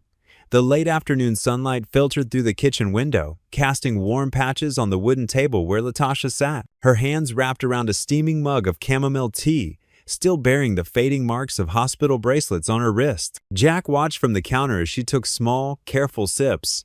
The doctor says you're making good progress, he said, pulling out a chair to join her. Latasha nodded, her eyes bright despite her tired features. Better every day, though I still can't believe all this. She gestured around the cozy kitchen. Your kindness, taking in Noah, everything. From the living room came the sound of children's laughter. Noah and Ellie were sprawled on the carpet, surrounded by colored markers and paper. The teenage girl had taken to showing Noah how to draw animals, and his artistic attempts, while messy, brought smiles to everyone's faces. Look, Mommy. Noah bounded into the kitchen, holding up his latest masterpiece. Ellie showed me how to make elephants. Latasha's face lit up. That's beautiful, baby. She reached out to touch the drawing, her movements still careful and measured. You're becoming quite the artist. Ellie appeared in the doorway, her usual teenage defensiveness softened by genuine affection. He's got talent, she said, way better than I was at his age. Jack felt a warmth spread through his chest, watching them interact. These afternoon visits had become precious moments of healing, not just for Latasha's physical recovery, but for all of them. Later that evening, after Noah had gone to bed, Jack found Latasha sitting quietly in the living room. Ellie had retreated to her room to finish homework, leaving them alone. Sometimes I think God has a sense of humor, Latasha said softly, breaking the comfortable silence. All those years ago at the church shelter, you were the only one who treated me like a person, not a project. And now here we are. Jack settled into the armchair across from her. I barely did anything back then, just carried some boxes, fixed a few things. You showed kindness without expecting anything in return. Latasha's voice carried a weight of memory. Do you know how rare that is? The clock ticked softly on the wall as Jack considered her words. After Sarah left, he said, referring to his ex-wife, "I lost faith in a lot of things, including myself. Thought maybe I wasn't meant for family life. But look at you now." Latasha gestured to the drawings on the refrigerator, the toys neatly stacked in the corner. "You've given Noah exactly what he needed, what we both needed." "We all needed it," Jack admitted. "This house was just empty before. Ellie was drifting away from me. I was just going through the motions." They shared stories as the evening deepened, about faith lost and found, about mistakes and regrets, about the strange ways life could surprise you. Latasha spoke of her struggles with homelessness, of protecting Noah, of never losing hope despite everything. Jack talked about his failed marriage, his distance from God, and how a mysterious inheritance had changed everything. The next afternoon, Ellie surprised everyone by baking cookies. The kitchen filled with the warm scent of vanilla and chocolate as she showed Noah how to properly space the dough on the baking sheet. "My mom used to bake," Latasha said quietly to Jack as they watched from the doorway. "Before everything fell apart, I always wanted to learn, but it's never too late," Jack replied. "Ellie's become quite the baker. She could teach you too." Latasha's eyes welled with tears. "You've all been so good to us. I don't know how to repay." "Don't," Jack interrupted gently. "That's not what this is about." Days passed, and Latasha's strength gradually returned. She began taking short walks around the yard, often with Jack beside her for support. During one such walk, she stopped to admire the small garden Ellie had started. "I've been praying again," she confessed. "For the first time in years, being here, seeing how God brought us to this place. It's hard not to believe in miracles." Jack understood. He'd found himself doing the same, though he hadn't told anyone yet. Watching Noah and Ellie bond, seeing Latasha heal, feeling his home come alive again, it all seemed touched by something greater than chance. One evening, as the sun set and painted the sky in soft oranges and pinks, Jack helped Latasha out onto the front porch. She'd been feeling stronger, but still needed assistance with steps. His hand supported her elbow as she carefully lowered herself into one of the old wooden chairs. "Beautiful evening," she said, looking out at the quiet street. "It is," Jack agreed, settling into the chair beside her. Their hands found each other's naturally, without thought or hesitation. It wasn't romantic. There was too much healing still needed for that. But in that moment of connection, they both felt something profound: understanding, trust, the possibility of new beginnings. They sat in comfortable silence, hands joined, watching the sky transform from orange to purple to the deep blue of early evening. Inside, they could hear Ellie and Noah's muffled laughter as they played one of their made-up games. The sound drifted out to the porch like a gentle reminder of all the unexpected gifts life could bring. The doorbell rang just as Jack was helping Noah button up his dinosaur pajamas. The 5-year-old giggled as Jack pretended to nibble his tummy, making growling noises that matched the T-Rex on his PJs. Who could that be at this hour? Ellie called from the kitchen, where she was cleaning up after their spaghetti dinner. Latasha, who had been resting on the couch, sat up straighter, her face showing concern. Jack ruffled Noah's hair. "Stay here, buddy. Let me check." Through the front window, Jack spotted 2 people standing on his porch, a woman in a navy blazer holding a clipboard and a police officer. His stomach dropped. He'd seen enough CPS visits in his life to recognize one. Opening the door, Jack maintained a calm demeanor despite his racing heart. "Can I help you?" "Mr. Harmon?" The woman adjusted her glasses. "I'm Sandra Martinez from Child Protective Services, and this is Officer Thompson. We need to speak with you regarding some serious allegations." Jack's throat went dry. "Of course, please come in." As they entered the living room, Latasha struggled to stand, but Jack gestured for her to stay seated. Ellie appeared in the doorway, her dish towel still in hand. "We received a concerning report from one of your neighbors, Miss." Martinez began, her voice professional but stern. "They've observed unusual activity, specifically an unrelated minor child and a single woman living in your home without proper documentation or apparent oversight." Jack's face flushed with anger, but he kept his voice steady. "Noah is here under temporary guardianship granted by Judge Peterson. His mother, Latasha, is recovering from a serious accident. Everything is documented." "May I see those documents, Miss?" Martinez asked. While Jack retrieved the paperwork from his office, he could hear Noah's little feet padding down the hallway, despite being told to stay put. "Daddy?" Noah's small voice carried across the room. "Why are there police here?" Officer Thompson's hand instinctively moved to rest on his belt, causing Jack's heart to skip a beat. It's okay, Noah. These people just need to ask some questions. Miss Martinez reviewed the guardianship papers, her frown deepening. These are temporary orders, Mr. Harmon, and according to our records, there have been no home studies or background checks performed. The neighbor also expressed concerns about inappropriate relationships. Inappropriate? Latasha spoke up, her voice trembling with indignation. Jack has been nothing but a blessing to us. He's given us shelter when we had nowhere else to go. Ma'am, please understand, we have to investigate all reports, Miss Martinez said, especially when they involve potential exploitation of vulnerable individuals. Jack felt his chest tighten. Exploitation? I'm trying to help a child and his mother get back on their feet. What exactly are you implying? The report suggested racial motivations might be at play. Officer Thompson interjected, his tone making Jack's blood boil. Ellie stepped forward, her voice shaking. That's ridiculous. Noah is family to us. We love him. Nevertheless, Miss Cloting, Martinez continued, given the severity of the allegations and the lack of proper vetting, we'll need to temporarily remove Noah until a full investigation can be completed. No, Noah ran to Jack, wrapping his arms around his legs. I want to stay with Daddy. Latasha tried to stand again, tears streaming down her face. Please, you can't take him. Jack is the only person I trust with my son. Ma'am, you're currently not in a position to make custody decisions, Miss Martinez stated firmly. Your medical condition and housing situation make you temporarily unfit. Jack knelt down to Noah's level, fighting to keep his voice steady. Noah, buddy, look at me. These people need to make sure you're safe. It's just for a little while. But I am safe. Noah's bottom lip quivered. You promised you wouldn't leave me. Officer Thompson stepped forward. We need to move this along. Miss Martinez pulled out some forms. Mr. Harmon, please sign these acknowledging temporary surrender of custody.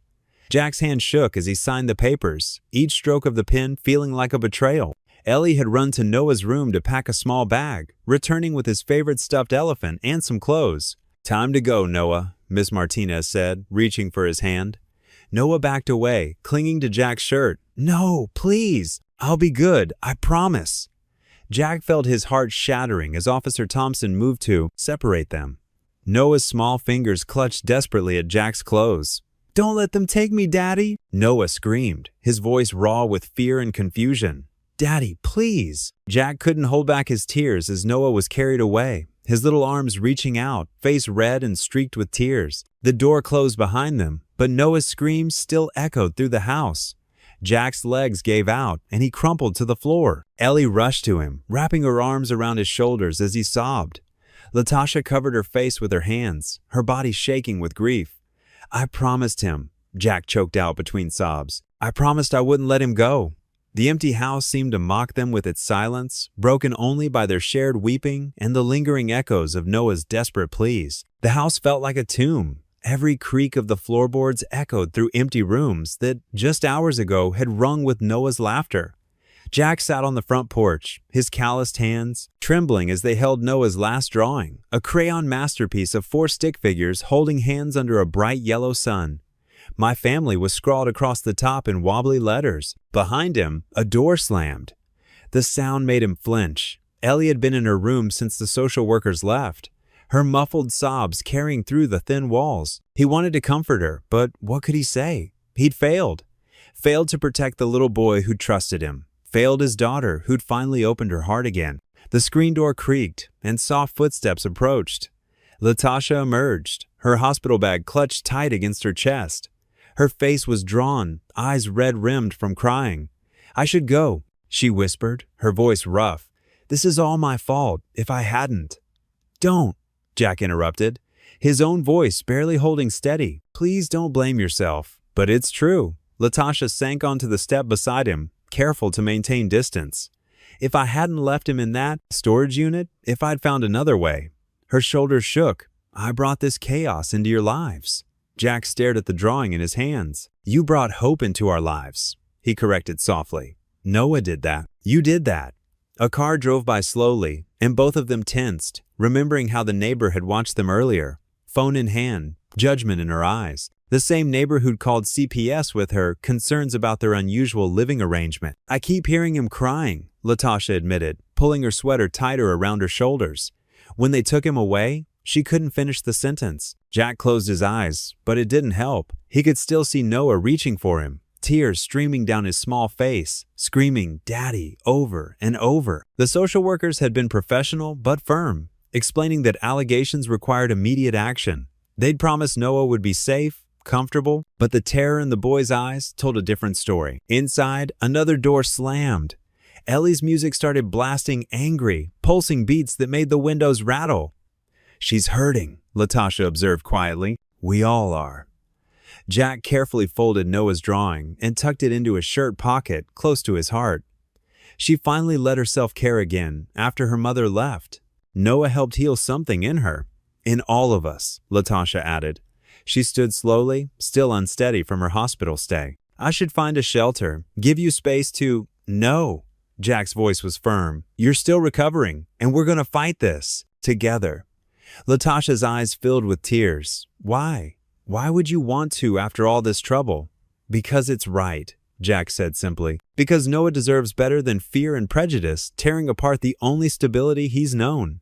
A sob escaped Latasha's throat, and she pressed her hand to her mouth to stifle it. Jack wanted to reach for her, to offer comfort, but everything felt fragile, like one wrong move might shatter what remained. The music upstairs suddenly cut off. Footsteps thundered down the stairs, and Ellie appeared in the doorway, her face tear-stained but determined. "I'm calling Pastor Michael," she announced. "He'll know what to do. He has to." Before either adult could respond, she'd grabbed her phone and disappeared into the kitchen. Her voice drifted out, broken but insistent. "Pastor, it's Ellie. They took Noah. Please help us." Jack stood, his joints protesting. "I should go see him," he said. "Maybe he can. I don't know. Make sense of this somehow." Latasha nodded, wrapping her arms around herself. "I'll check on Ellie." The drive to the church was a blur. Jack found himself in Pastor Michael's office without really remembering how he got there. The pastor's familiar face was creased with concern as Jack sank into the worn leather chair across from his desk. "Ellie called?" Pastor Michael said gently. "She told me what happened." Jack stared at his hands. They still felt empty without Noah's small fingers clutching them. "I don't understand," he whispered. "We were helping him, loving him. How can that be wrong?" "It's not wrong, Jack. Not in God's eyes." "Then why?" Jack's voice cracked. He pulled out Noah's drawing, now crumpled from being pressed against his heart. "Why does trying to do the right thing hurt so much?" Pastor Michael leaned forward, his eyes full of compassion. "Redemption is never smooth, Jack. It wasn't smooth for Joseph when his brothers sold him into slavery. It wasn't smooth for Ruth when she left everything to follow Naomi. And it wasn't smooth for Christ on the cross. But Noah's just a child," Jack protested. "He's innocent in all this." "Yes, he is," Pastor Michael agreed. "And that's exactly why this fight matters. That's exactly why God put him in your path." The truth of those words settled heavy in Jack's chest, mixing with the ache that had taken root there since watching Noah being driven away. He smoothed out the drawing on the pastor's desk. 4 figures, holding hands, united under a bright sun. A family, his family. Ellie sat cross-legged on her bed, her laptop balanced precariously on a pillow. The soft glow from her desk lamp cast shadows on the walls as she stared at the blank document before her. Her fingers hovered over the keyboard, trembling slightly. "Someone has to tell the truth," she whispered to herself. Wiping away fresh tears with the sleeve of her oversized sweatshirt, she began typing, "Dear editor, my name is Ellie Harmon. I'm 15 years old, and I want to tell you about my little brother Noah." She paused, considering the word brother. It felt right, even if it wasn't technically true. The words started flowing faster now, her fingers racing to keep up with her thoughts. 3 weeks ago, my dad found a little boy in an old storage unit. That might sound strange, but what happened next was beautiful. Noah became part of our family. He filled our house with laughter and love. He made my dad smile again for the first time since Mom left. He made me remember what it feels like to have someone look up to you. Ellie reached for the stack of photos on her nightstand. She'd taken dozens with her phone over the past weeks. Noah and her dad reading bedtime stories, Noah showing off his first bike ride, the 3 of them covered in pancake batter one Sunday morning. She attached them to the email, her hands steady now. Noah's mom, Latasha, was in the hospital after an accident. She trusted my dad to take care of Noah because she remembered his kindness from years ago. When she got better, she didn't try to take Noah away. Instead, we all started becoming something more, a real family. She pulled Noah's drawings from her desk drawer. The crayon masterpieces showed their evolving family. First 3 stick figures, then 4, all holding hands under bright suns and rainbow skies. She carefully photographed each one. But yesterday, someone decided our family was wrong. They called Child Protective Services because they didn't like seeing a white man caring for a black child. They didn't bother to learn our story. They didn't see how Noah's face lit up when Dad taught him to ride a bike, or how Latasha and I spent hours painting together while Noah told us stories about dragons and superheroes. Tears splashed onto her keyboard. Ellie wiped them away, determined to finish. The social workers came and took Noah away. They didn't care that he was happy and safe. They didn't listen when he screamed for my dad, his dad. They just saw what they wanted to see. She added quotes from Noah's time with them. Can we stay forever? And I love you, Daddy. And Ellie, you're the best big sister ever. Each memory felt like a precious gem she was sharing with the world. Noah isn't just some case number. He's a little boy who loves dinosaur-shaped chicken nuggets and can't sleep without his blue teddy bear. He's the kid who helped me paint clouds on my bedroom ceiling and who always saves the red gummy bears for Dad because they're his favorite. Ellie included a photo of Latasha's first dinner at their house. Everyone crowded around the kitchen table, faces glowing with happiness.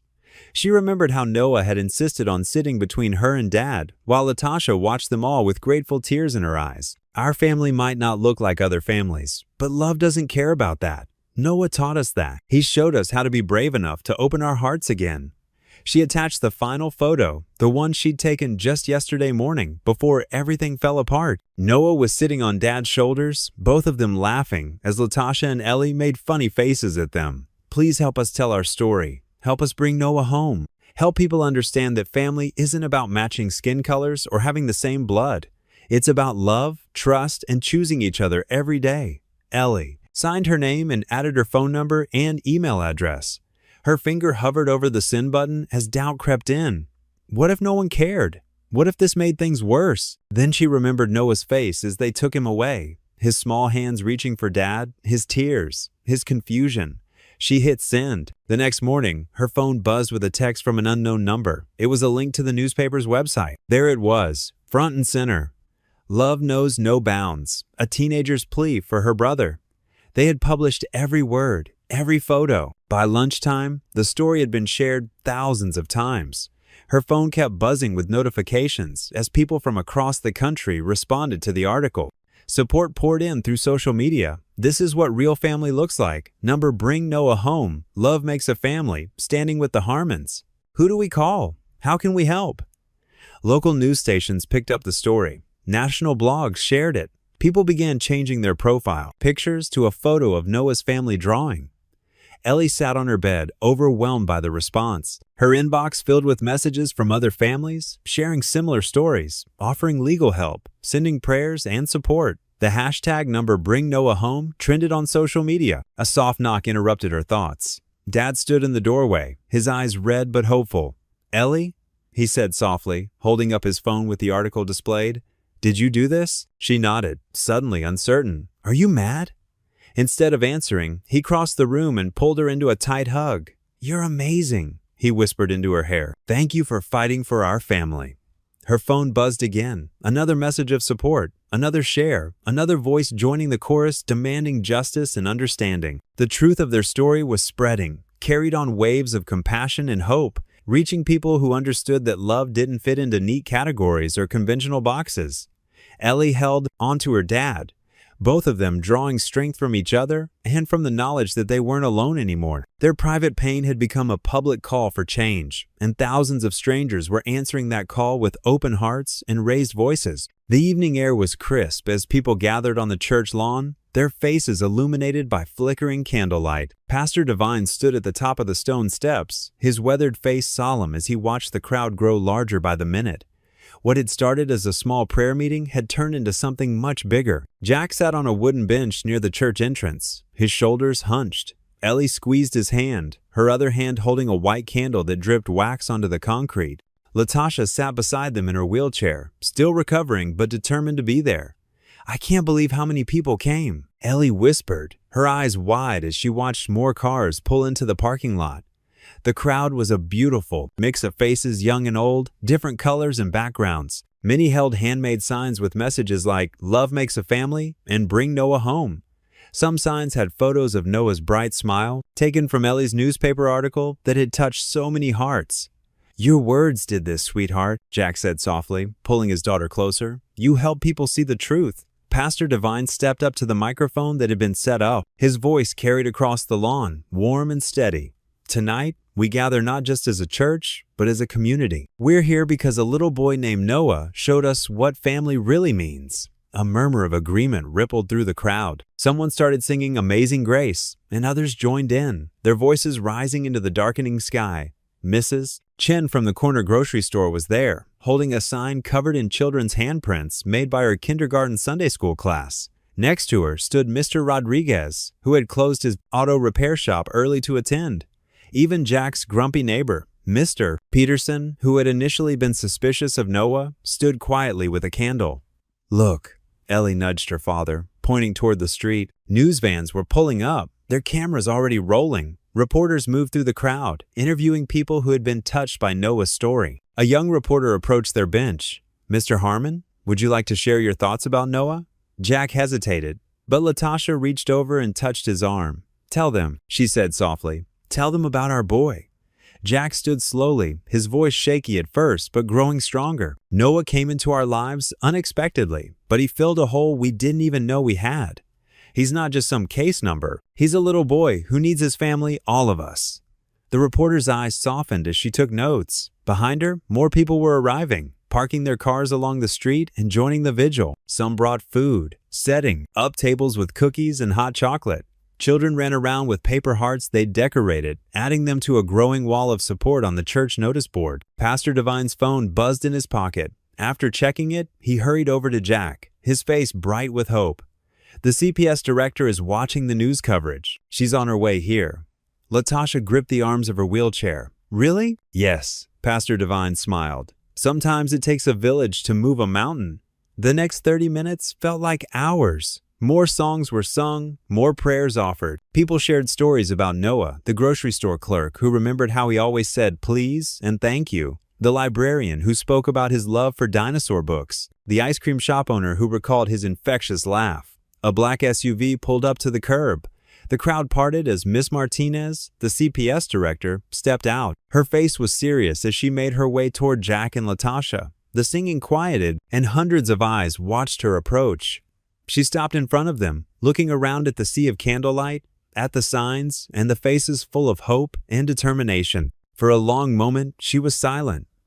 "Mr. Harmon," she finally said, her professional tone softening, "I've reviewed the footage from your neighbor's security camera that was submitted to our office. It clearly shows nothing inappropriate occurred.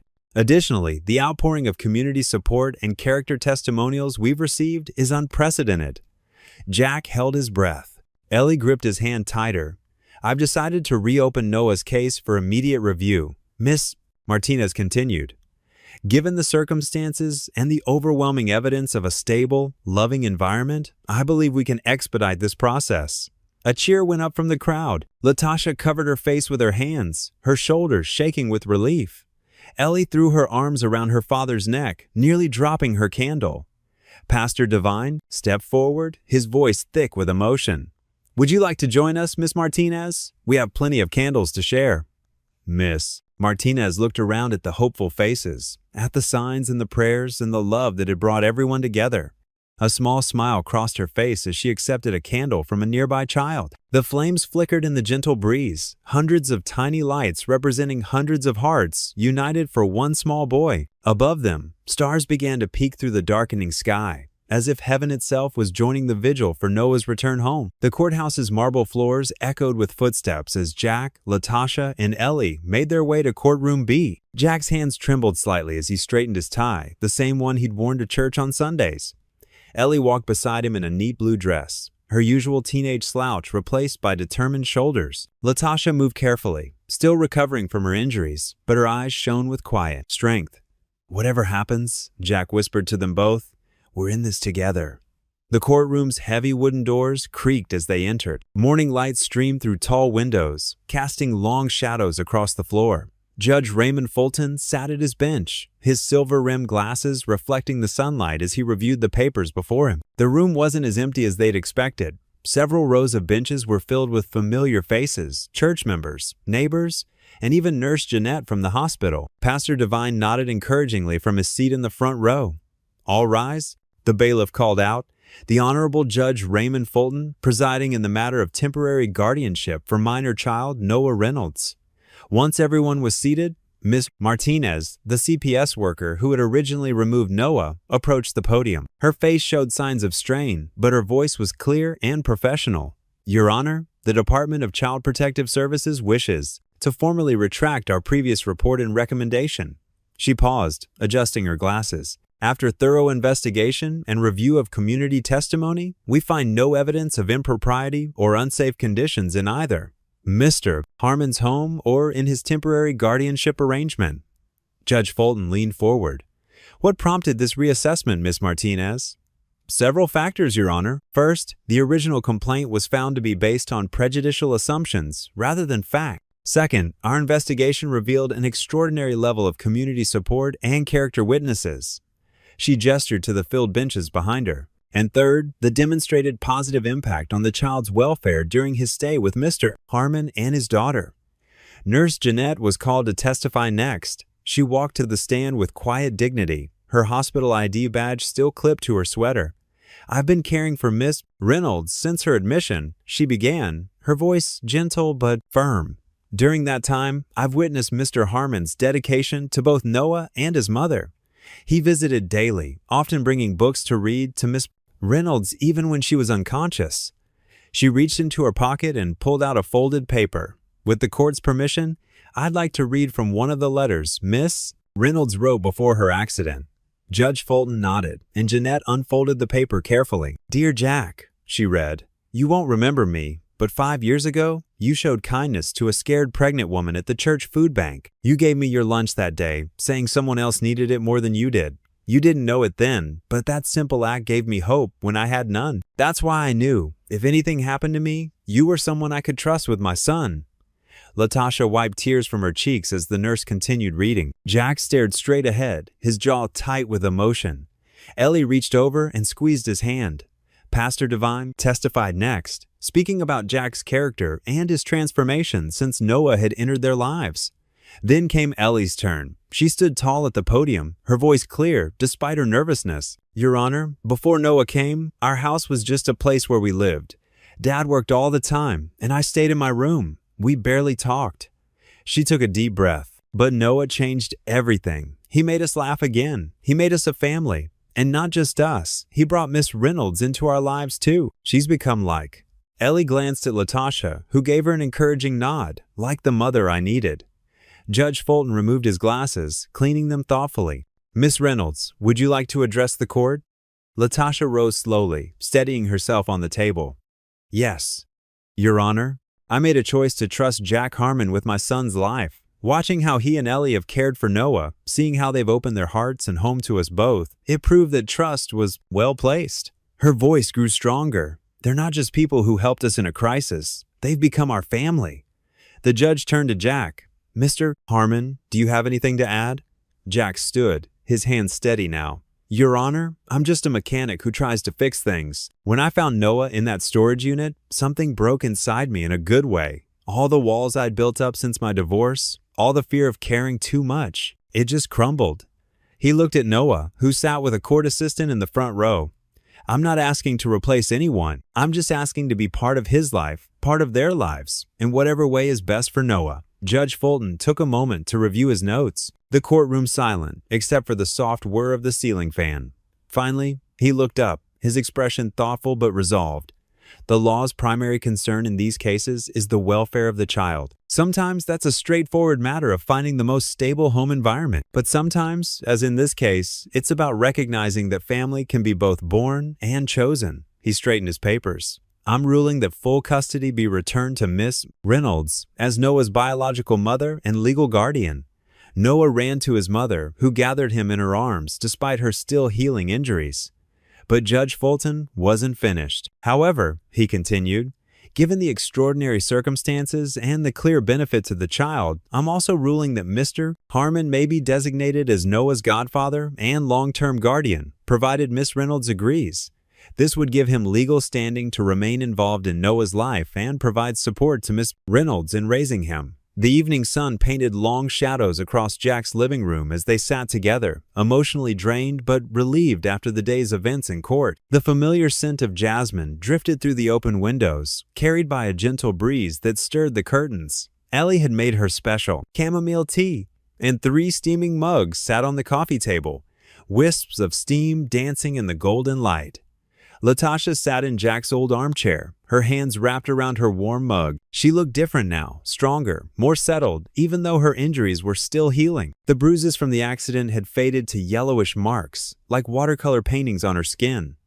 "I've been doing a lot of thinking," Latasha began, her voice soft but steady. She glanced at the family photos on the wall, new ones now, showing Noah's bright smile alongside Jack and Ellie. "About Noah, about our future." Jack leaned forward on the couch, his weathered hands clasped together. The day's tie hung loose around his neck, forgotten in the emotional aftermath of the hearing. "Whatever you need, Latasha, you know that." "I do know that." She smiled, taking a careful sip of tea. "That's exactly why I've made this decision."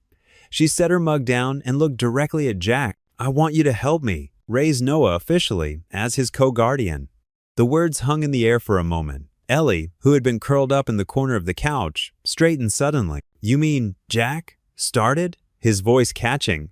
"I mean, I want to make this permanent," Latasha continued, her eyes growing misty. "Noah needs both of us. He needs this family we've somehow created. I've watched how you are with him, Jack, how naturally you step into being exactly what he needs. And Ellie," she turned to the teenager, who was now sitting on the edge of her seat, "you've been the big sister he never had but always needed." Ellie's face crumpled with emotion. She launched herself across the room, wrapping her arms around Latasha in a fierce hug. Tears streamed down her face as she buried her head in Latasha's shoulder. "Thank you," she whispered, her voice muffled. "Thank you." Latasha held her close, stroking her hair with gentle hands. "No, thank you, sweetheart, for opening your heart and your home to us." Jack watched them, his own vision blurring. The last rays of sunlight caught the tears on his cheeks, making them sparkle. "Are you sure about this?" he asked, his voice rough with emotion. "It's a big step." Latasha nodded, still holding Ellie. "I've never been more sure of anything. Noah deserves to have all the love possible in his life. And somehow, through all of this chaos and pain, God brought us together, made us a family." "The papers are already drawn up," she continued, reaching for her purse with one hand while keeping her other arm around Ellie. "My lawyer helped me prepare everything. Joint legal guardianship, shared decision-making rights, everything official and proper." She pulled out a manila envelope and held it out to Jack. His hands trembled slightly as he took it, opening it carefully to reveal the formal documents inside. "You don't have to decide right now," Latasha assured him. "Take time to think about it." But Jack was already shaking his head, a smile breaking through his tears. "I don't need time. I knew from the moment Noah asked if I was his daddy that I'd do anything to protect him, to be there for him." He looked up at Latasha. "Both of you." He moved to the coffee table where Latasha had placed a pen. The papers rustled as he spread them out, his signature flowing across each marked line with purpose and certainty. Each stroke of the pen felt like a promise, a commitment to the unexpected family that had formed in his heart. When he finished, Ellie finally pulled back from Latasha, wiping her eyes. "Can we tell Noah now, please? He's out on the porch, looking at stars with his telescope," Jack said, standing up. "The one you helped him set up, Ellie." They found Noah sitting cross-legged on the porch, his small telescope pointed at the emerging evening stars. The first crickets of the night were beginning their chorus, and fireflies blinked lazily in the gathering dusk.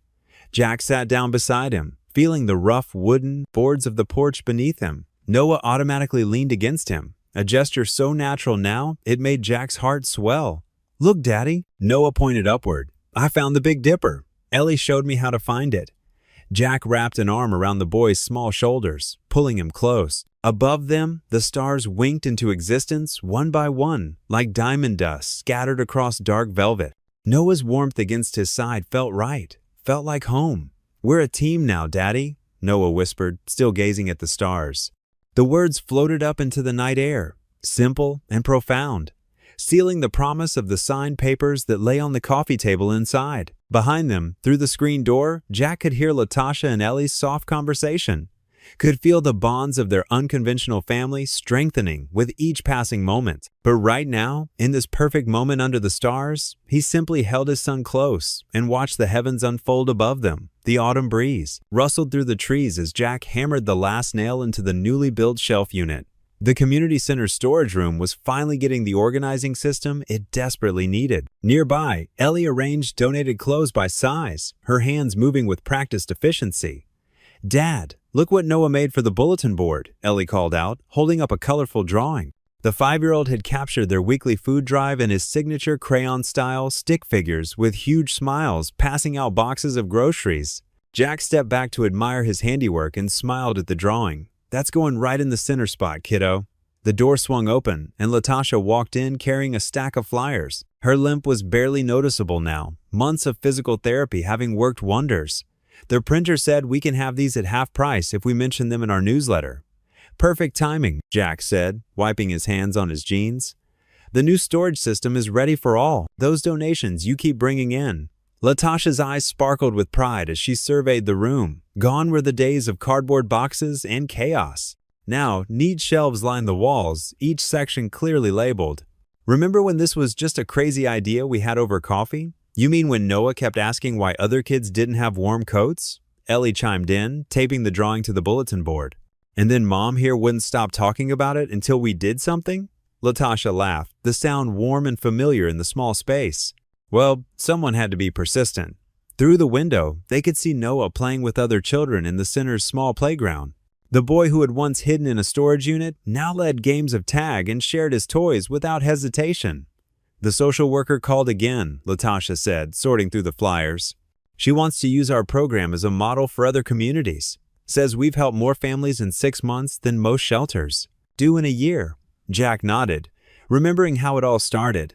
After the custody hearing, they'd realized their story could help others. Latasha's experience with homelessness, combined with Jack's practical skills and Ellie's social media savvy, had created something special. The community center had become a beacon of hope, offering not just resources but dignity to families in need. "Miss Reynolds, Miss Reynolds," a small voice called from the doorway. Little Maria, one of their regular visitors, came running in with her mother following behind. "I got an A on my math test. The tutoring helped." Latasha knelt down to give the girl a high five. "That's wonderful. See, I told you you could do it." Jack watched as Latasha praised the child, her natural teaching abilities shining through. She'd recently started taking online classes to finish her teaching degree, determined to turn her old dream into reality. The afternoon flew by in a blur of activity. Ellie led her teen volunteer group in, organizing the weekend's fundraiser, their enthusiasm filling the center with energy.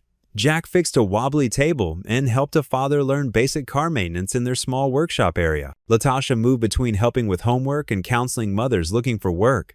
"The decorations for tomorrow's fundraiser just arrived," Ellie announced later, carrying in boxes of fairy lights and streamers. "The whole neighborhood's talking about it. Even Mr. Peterson, you know, the grumpy one, he bought 2 tickets." "Well, would you look at that?" Jack said, checking his watch. "Speaking of the fundraiser, we better head home and get some rest. Tomorrow's going to be a big day." As they locked up the center, Noah ran to Jack, wrapping his arms around his legs. "Daddy, can we have pancakes for dinner?" "Only if your mom says it's okay," Jack replied, looking at Latasha with a grin. She shook her head with mock exasperation. "You two and your pancakes. What am I going to do with you?" The next evening, the community center glowed with strings of lights. Tables dotted the transformed space, each decorated with flowers donated by the local florist. The smell of good food filled the air as people from all walks of life mingled, sharing stories and laughter.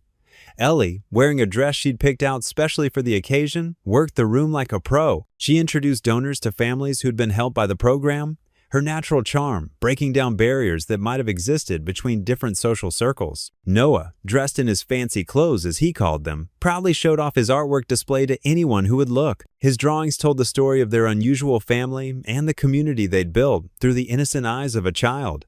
Jack stood near the refreshment table, taking it all in. He remembered the lonely man he'd been just months ago, afraid to open his heart. Now, watching Ellie laugh with her friends and Noah charm the crowd, he felt a deep sense of peace. "Penny, for your thoughts?" Latasha appeared beside him, beautiful in a simple blue dress. "Just thinking about how different things were a year ago," he replied. "Who would have thought finding a boy in a storage unit would lead to all this?" The band, made up of local musicians who donated their time, started playing a slow song. The lights seemed to dim on their own, creating a gentle atmosphere. "Dance with me?" Latasha asked, holding out her hand. Jack hesitated for just a moment before taking it. "I'm not very good at this," he warned. "Neither am I," she laughed. "But I think we've proven we're pretty good at figuring things out together." They moved slowly to the music, surrounded by the community they'd helped build. Noah and Ellie were nearby, attempting their own silly dance moves. The room buzzed with conversation and joy, punctuated by bursts of laughter and the clink of glasses. As they swayed to the music, Jack caught glimpses of familiar faces. The nurse from the hospital who'd helped them find Latasha, the pastor who'd offered wisdom during dark times, the neighbors who'd stood by them during the custody battle. Each person represented a thread in the tapestry of their story. Snow drifted lazily past the farmhouse windows, coating the wooden fence posts in a pristine white blanket. Inside, warmth radiated from the crackling fireplace, and the scent of cinnamon and pine filled every corner. Jack stood at the kitchen counter, rolling out cookie dough while 10-year-old Noah perched on a stool nearby, practically vibrating with excitement. "When's Ellie coming home?" Noah asked for what felt like the 100th time that morning. His fingers drummed against the countertop, leaving little flower prints everywhere. Jack checked his watch and smiled. "Any minute now, buddy. The airport shuttle should be dropping her off soon." "I can't wait to show her my report card." Noah bounced on his seat. "And the treehouse? You helped me build." "Slow down there," Jack chuckled, ruffling Noah's curly hair. "Let her at least get through the door first." The past 5 years had brought changes that Jack could never have imagined. That day he opened the storage unit door. The little farmhouse, with its creaky stairs and weathered charm, had been a joint decision between him and Latasha. They'd pooled their resources, wanting to give Noah a real home, with a yard to play in and room to grow.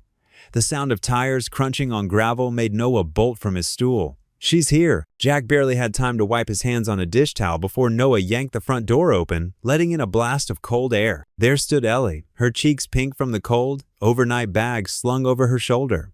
At 19, she'd grown into a confident young woman, but her eyes still held that same spark of mischief. Noah launched himself at his sister, nearly knocking her backward into the snow. "Whoa there! Squirt!" Ellie laughed, catching Tim in a tight hug. "Miss me much?" Jack stepped onto the porch, wrapping both his children in a warm embrace. "Welcome home, sweetheart." "The place looks amazing, Dad," Ellie said, taking in the twinkling lights strung along the porch railings and the handmade wreath on the door. Very Hallmark movie. Inside, the living room had been transformed into a Christmas wonderland. A tall pine tree stood in the corner, decorated with a mix of store-bought ornaments and handcrafted treasures from Noah's elementary school years. Paper chains and popcorn strings zigzagged across the ceiling, and stockings hung from the mantel, one for each family member, including Latasha's. "Mom's coming for dinner, right?" Ellie asked, settling onto the worn leather couch. She'd started calling Latasha Mom about 2 years ago, a natural progression that had brought tears to everyone's eyes. "She'll be here after her shift at the clinic," Jack confirmed. "She's bringing that sweet potato casserole you love." Noah wedged himself between them, clutching a thick folder. "Look what I made in art class, Elle." He proudly displayed a series of watercolor paintings, each signed with careful attention to detail. "These are incredible," Ellie exclaimed, examining each one. "You're getting really good, buddy. Maybe you'll be a famous artist someday." "Like you?" Noah beamed. Ellie's art major had inspired him to take his own creative talents seriously. The afternoon passed in a warm blur of cookie baking, story sharing, and carol singing. Noah insisted on showing Ellie every new addition to the house, from the reading nook under the stairs to the vegetable garden out back, now dormant under its winter blanket. As dusk approached, Latasha arrived, bringing not only the promised casserole, but also an armful of carefully wrapped presents. Her medical scrubs were hidden under a festive sweater, and her smile lit up the room. "My babies," she said, embracing Ellie and Noah at once. All together, again. They gathered around the old oak dining table, passing dishes and sharing laughs.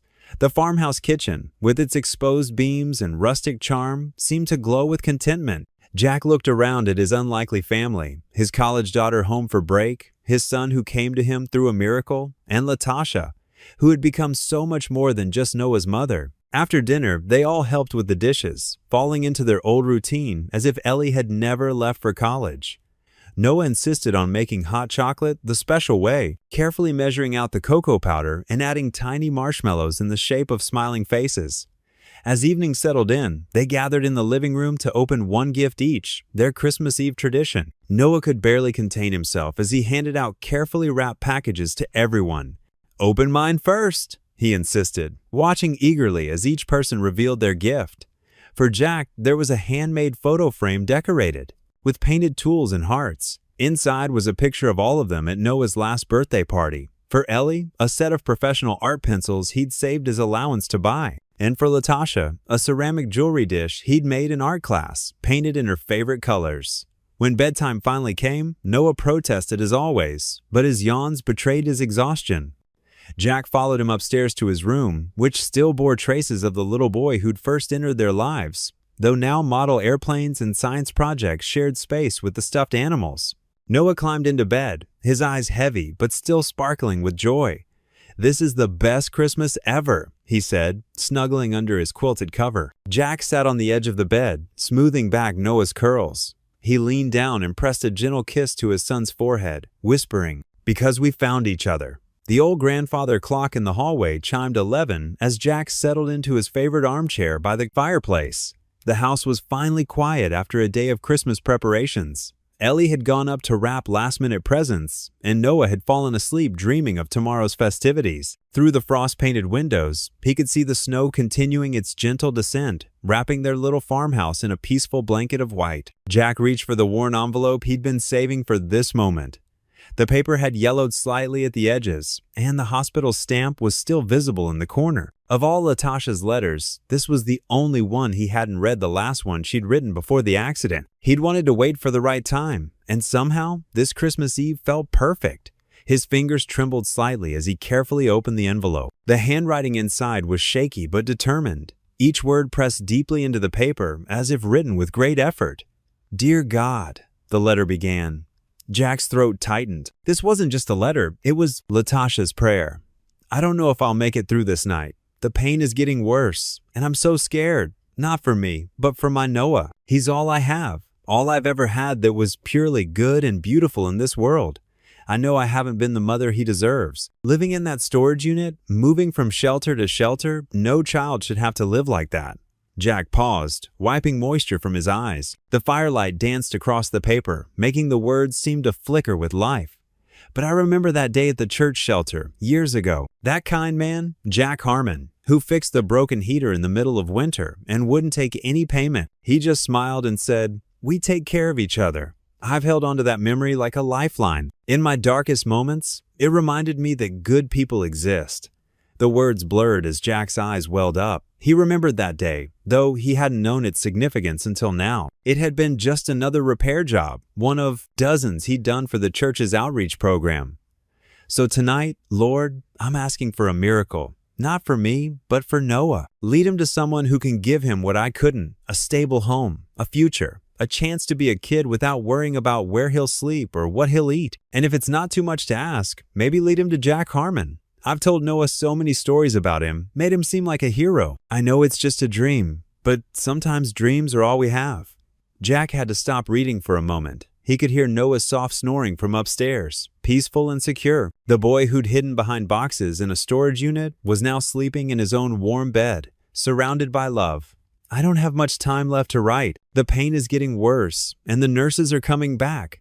So this is my final prayer. Please protect my boy. Let him know joy. Let him know love. Let him know he was worth every sacrifice, every hard day, every moment of struggle. And someday, let him understand that sometimes the biggest miracles come disguised as ordinary people doing extraordinary things."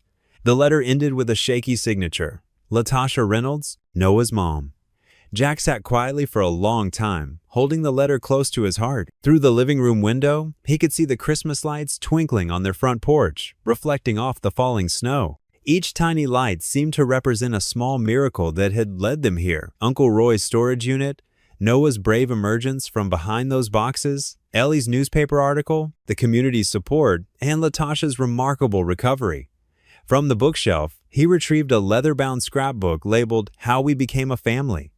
Inside were photographs, newspaper clippings, Noah's drawings, and all of Latasha's letters except this one. He carefully added the prayer to the final page, smoothing it gently. As he closed the book, his gaze drifted to the window. The farmhouse glowed warmly against the snowy night, its windows casting squares of golden light onto the fresh powder.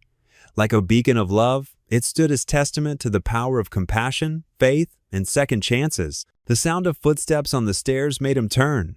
It was Latasha, wearing the fuzzy robe Ellie had given her last Christmas. She smiled when she saw the scrapbook in his hands. "I've been looking for that last letter," she said softly, settling onto the arm of his chair. "I wasn't sure I wanted to share it. It was written in such a dark moment." Jack took her hand, his thumb gently rubbing over her wedding ring. "It was written in faith," he corrected, "and look what that faith built." Together, they gazed out at their glowing home, a sanctuary of love that had grown from the simplest acts of kindness, a fixed heater, a storage unit inheritance, and the courage to open their hearts to unexpected miracles. What would you do if you were in their place? Comment your answer below, and let's see how you'd rewrite the ending. If you enjoyed the story of Jack Harmon, I handpicked the next story that you will enjoy. Please don't miss this one. Click here to watch it.